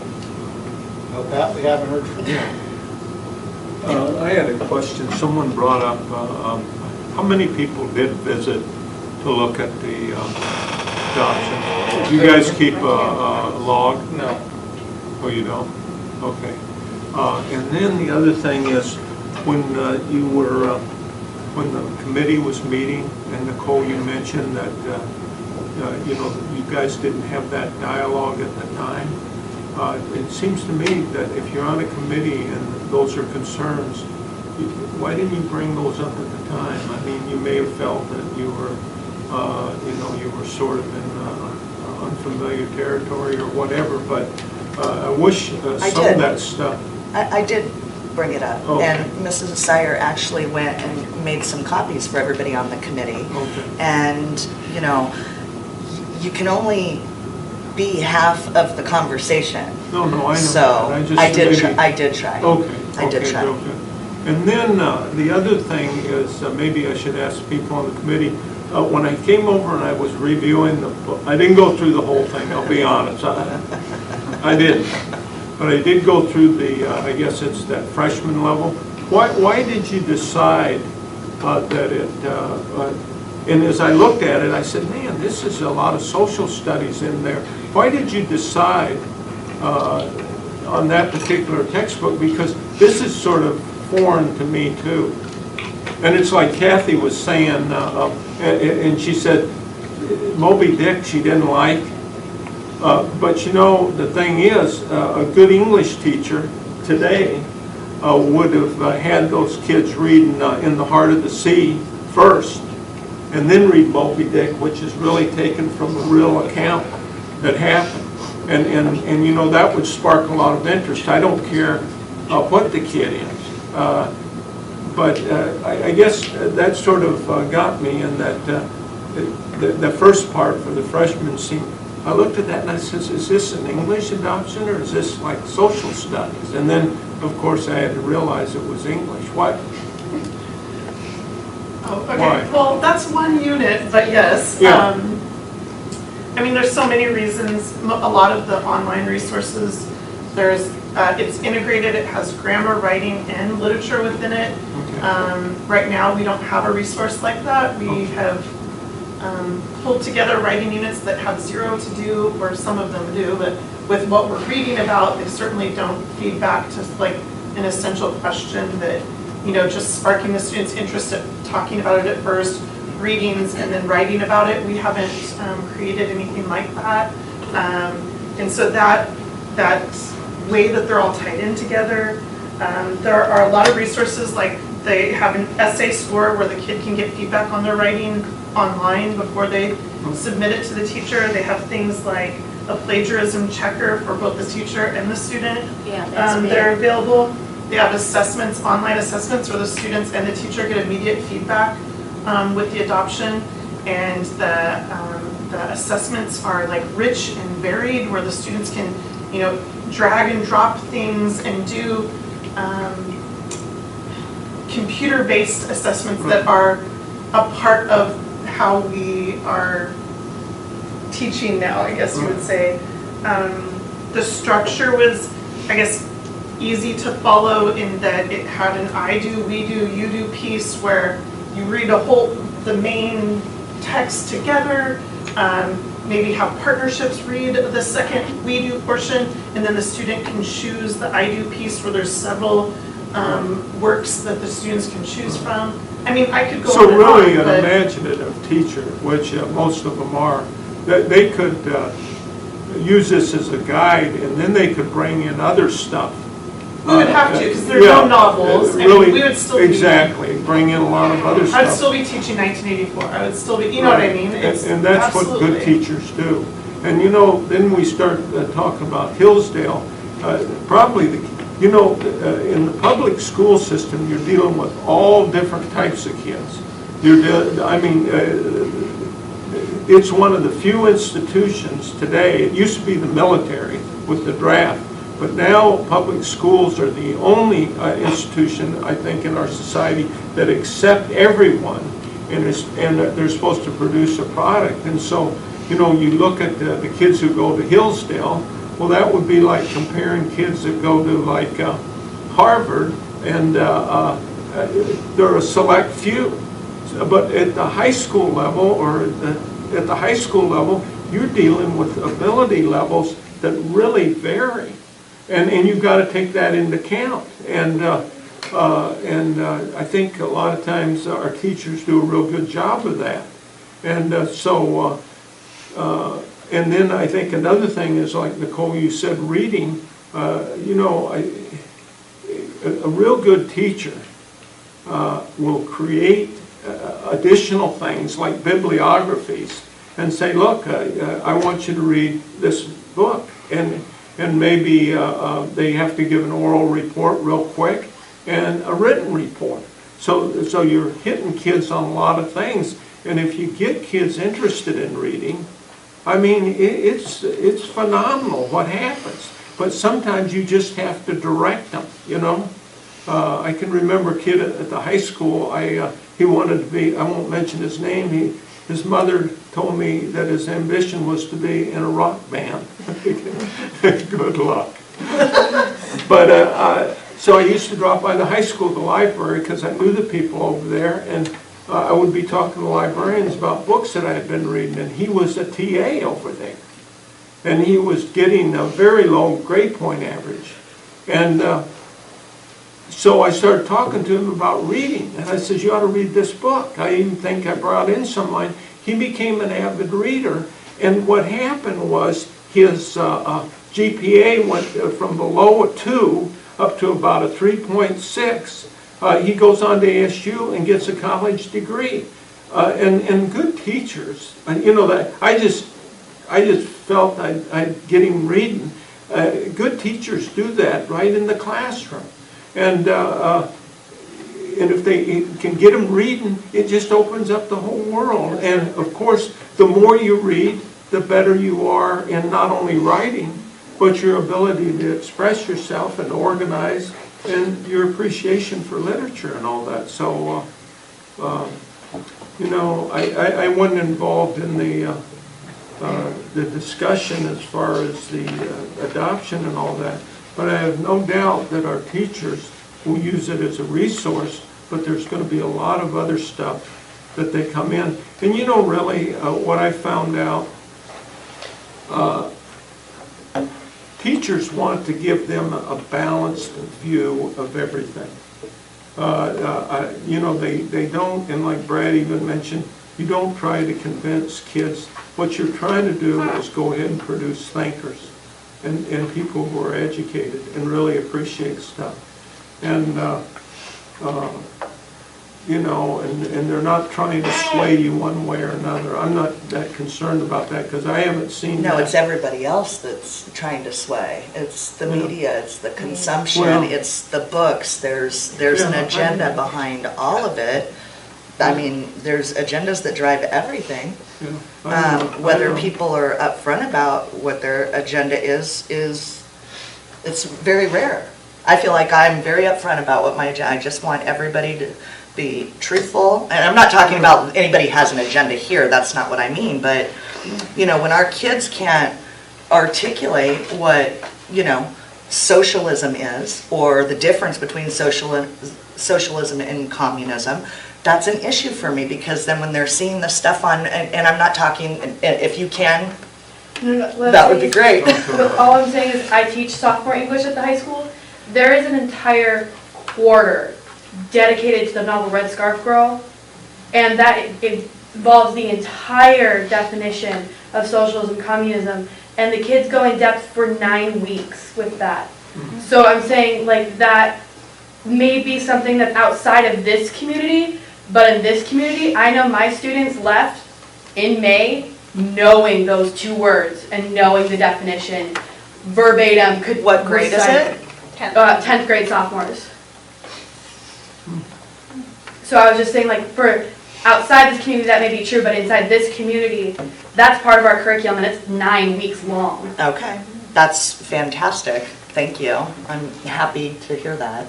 What book do you use, can I ask? Red Scarf Girl by Zhang Jili. It's a novel.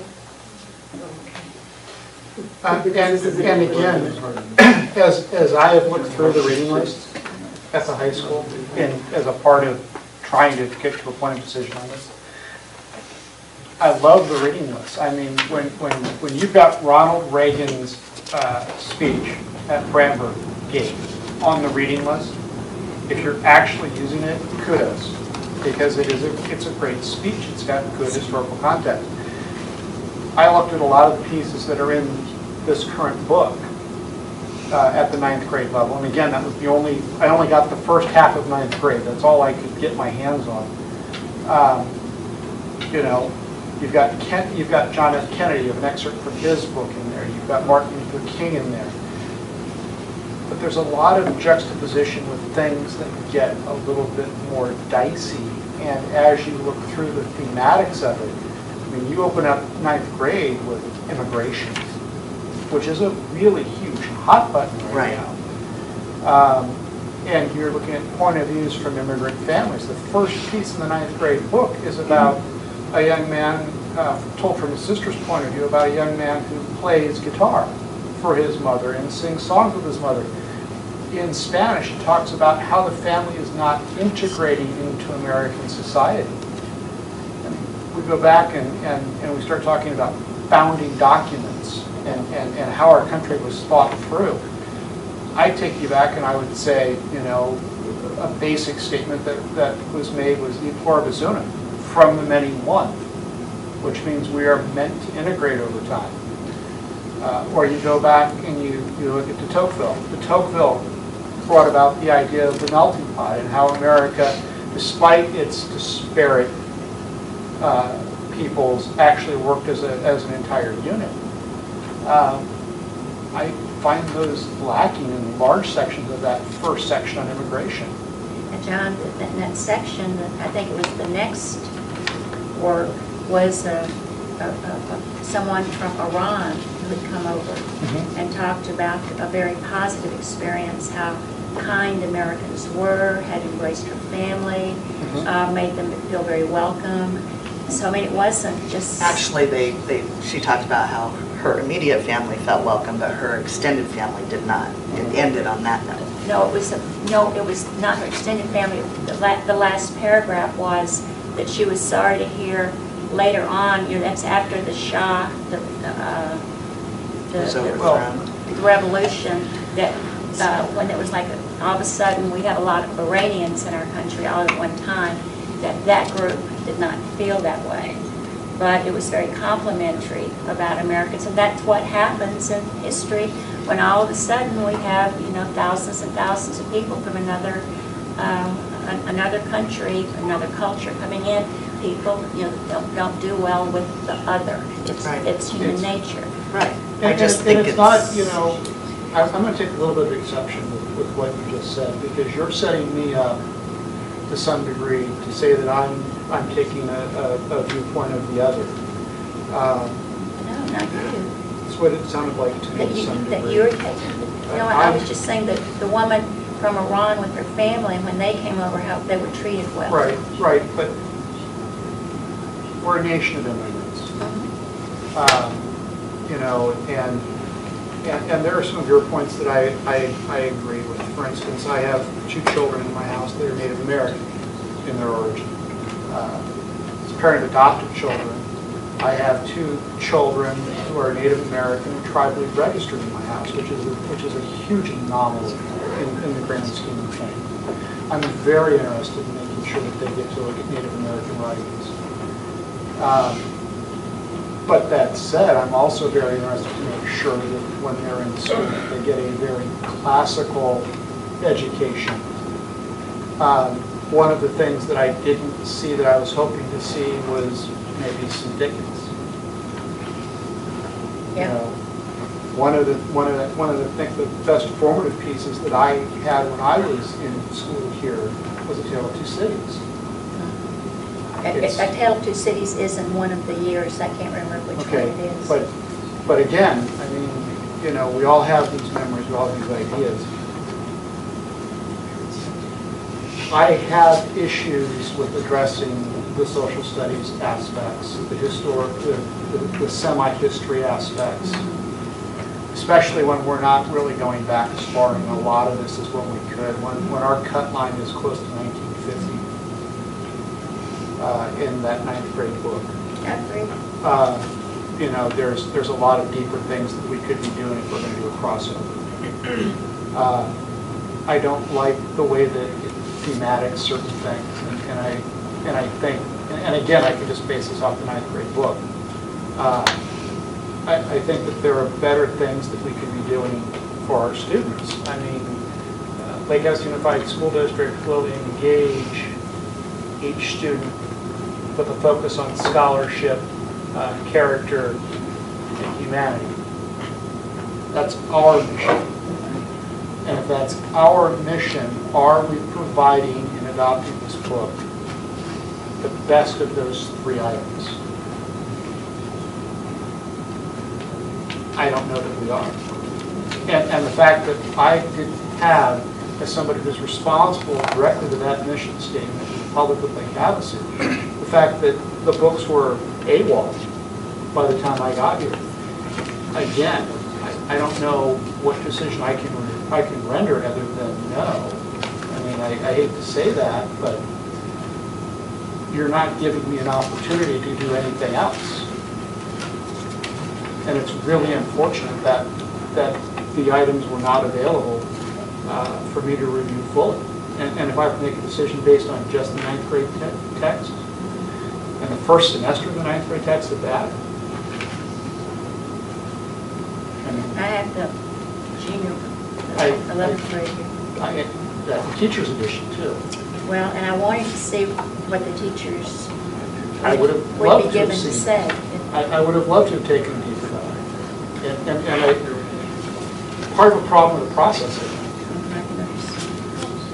if I may say though, we did have board representation on the committee, and the committee were the ones who were assigned to really go in depth and look at those texts and come back with the recommendation. So I'm not excusing the fact that books walked away, because I knew that there were people from the public who wanted to come in and view those. But I do think we need to consider the fact that we did have a committee that spent some time reviewing. Understood. Understood. So, any further discussion? No, but I think we should add Red Scarf Girl onto our list. They're reading it as a freshman right now. Oh. And my son Maybe it's has on the it for freshman summer list. reading book. Red Scarf. Red Scarf Girl, because it's not on any of the 10th grade lists that I have. He was on his list to pick freshman honors for the summer. Okay, so she's saying that we're going to get sophomore and so on. That's- Got it, okay, thank you. I was slow to Right. take on that one. All right, we got that? Any further discussion? Okay, Terry, if you'll call the votes. Pat Rooney? Yes. Nicole Cohen? No. Kathy Cox? Yes. John Maston? No.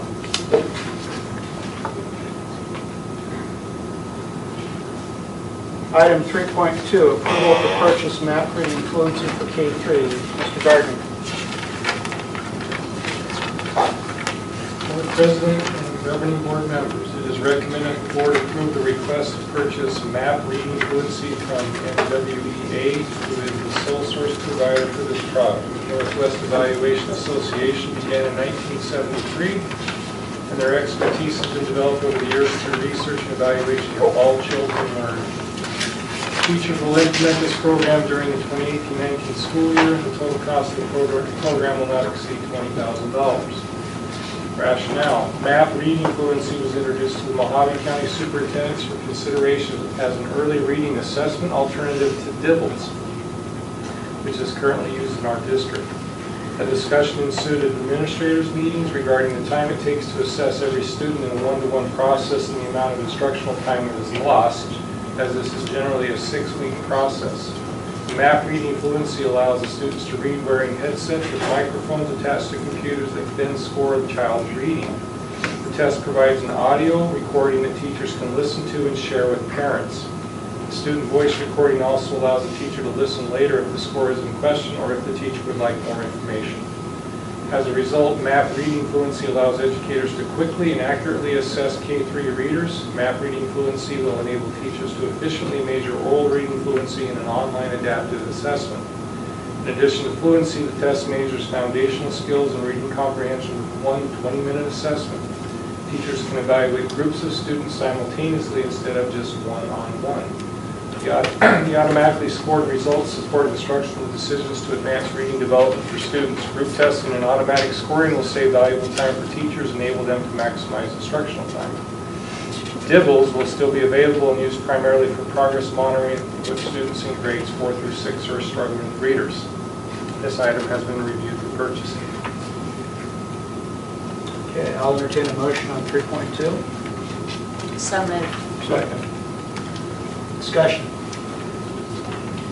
So we're adding another tool, but we're not taking something away, and that's always been an issue. I understand there's a reason, but I just want to point out the Alan Ward fact that we're not taking something away. We would actually be taking DIBELS away K-3. Oh, okay. Yeah, so it would replace DIBELS unless there was a need to give a further assessment. Okay. So instead of doing the one-on-one for 6 weeks, that would do something that could occur all at once at the beginning of the school year. Okay. So yes. Now the DIBELS for 4 through 6 is for students who are not reading by 3rd grade for that monitoring and in-depth. So yes, it is an exchange, yes. Being that this is something that automatically scores, what's the accuracy rate of that scoring system? It's supposedly much better than the one-to-one that we're currently using with DIBELS because of the training. We have different teachers with different levels of experience. Right. That creates an issue. This one doesn't. Well, I like the fact that it will supply a reporting for the parents to review. I think that's important as well. That helps at home. Extremely, because we have parents that come in and say, my child is reading at this level and I expect this. In reality, we might have a difference of opinion, and then we can base this now on an oral audio recording and parents can actually hear that. Would this be used in transfer placement? Pardon me? If we were to transfer, if a student were to transfer into the district, would this be used as part of the I would think so, yeah, district-wide. Yes. Yes, okay.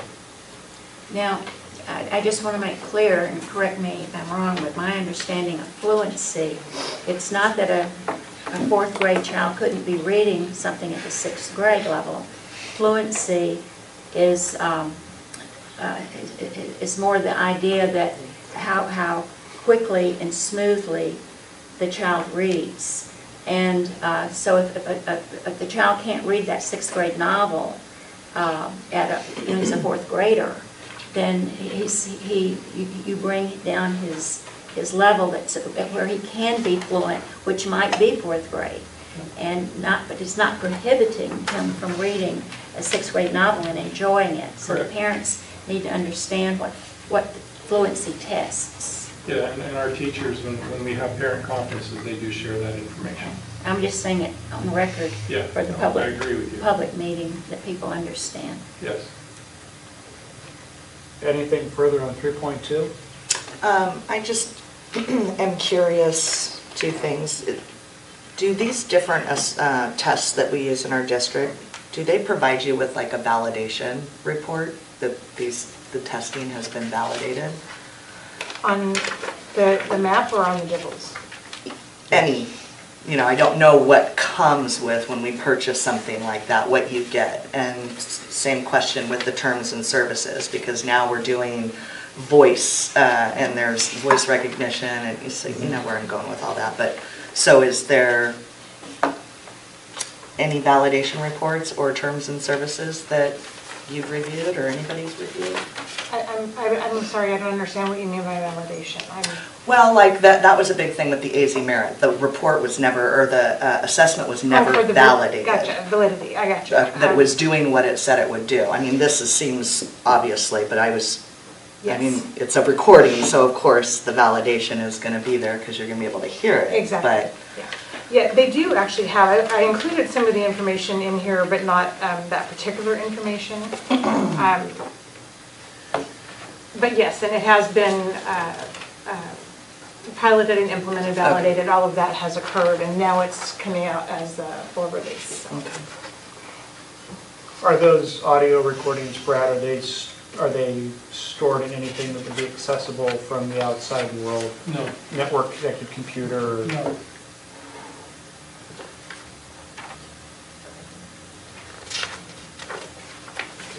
Anything further on 3.2?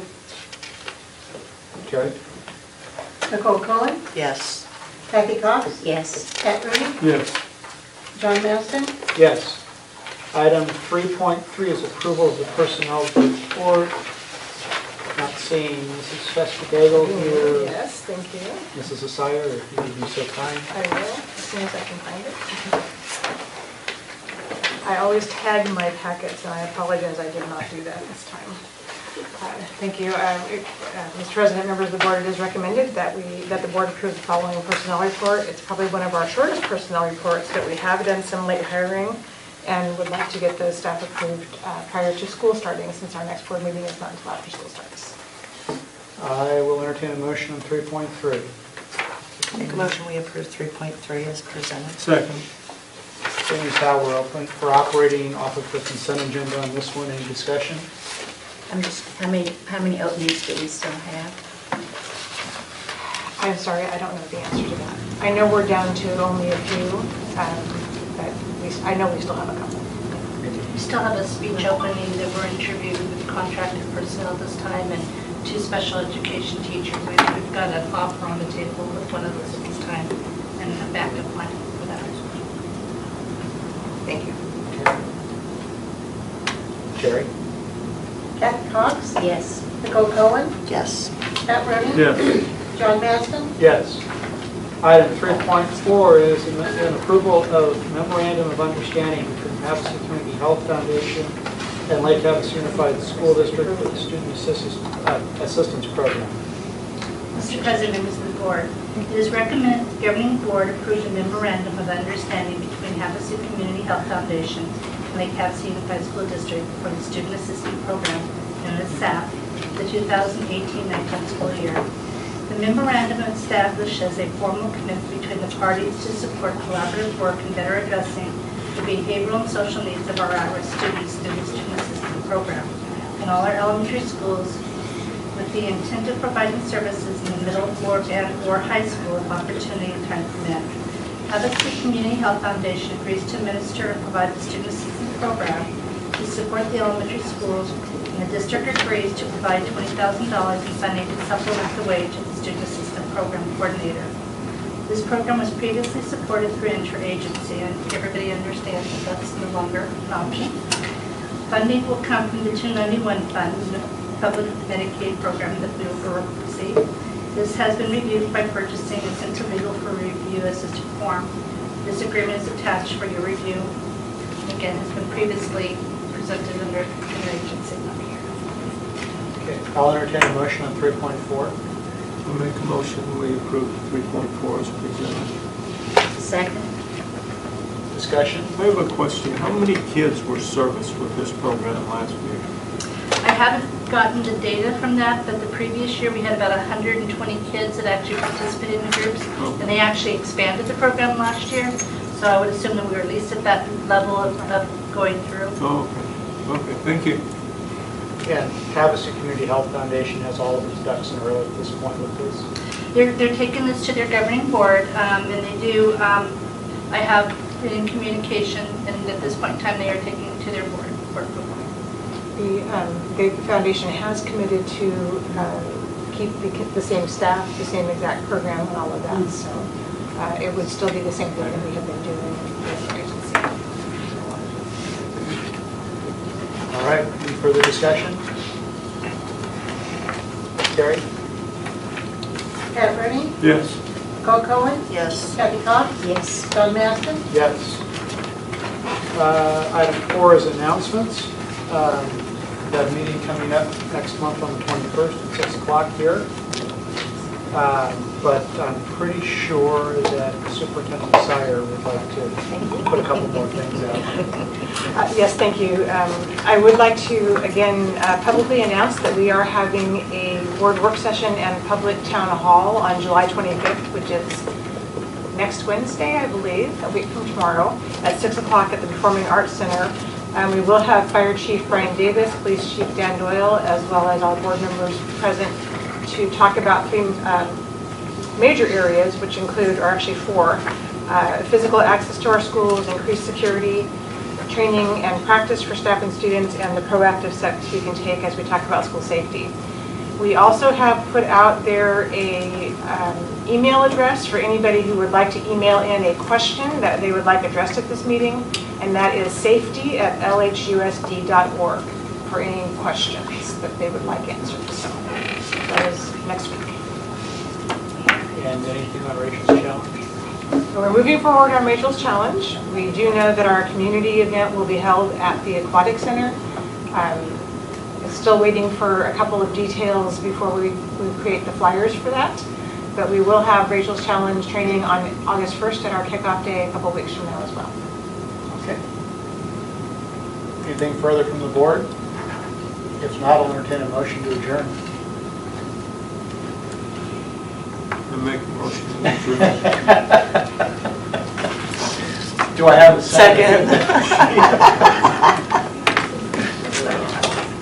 Nicole Cohen, Yes. Pat Rooney, Yes. Kathy Cox, Yes. Don Maston. Thankfully, yes. We are adjourned.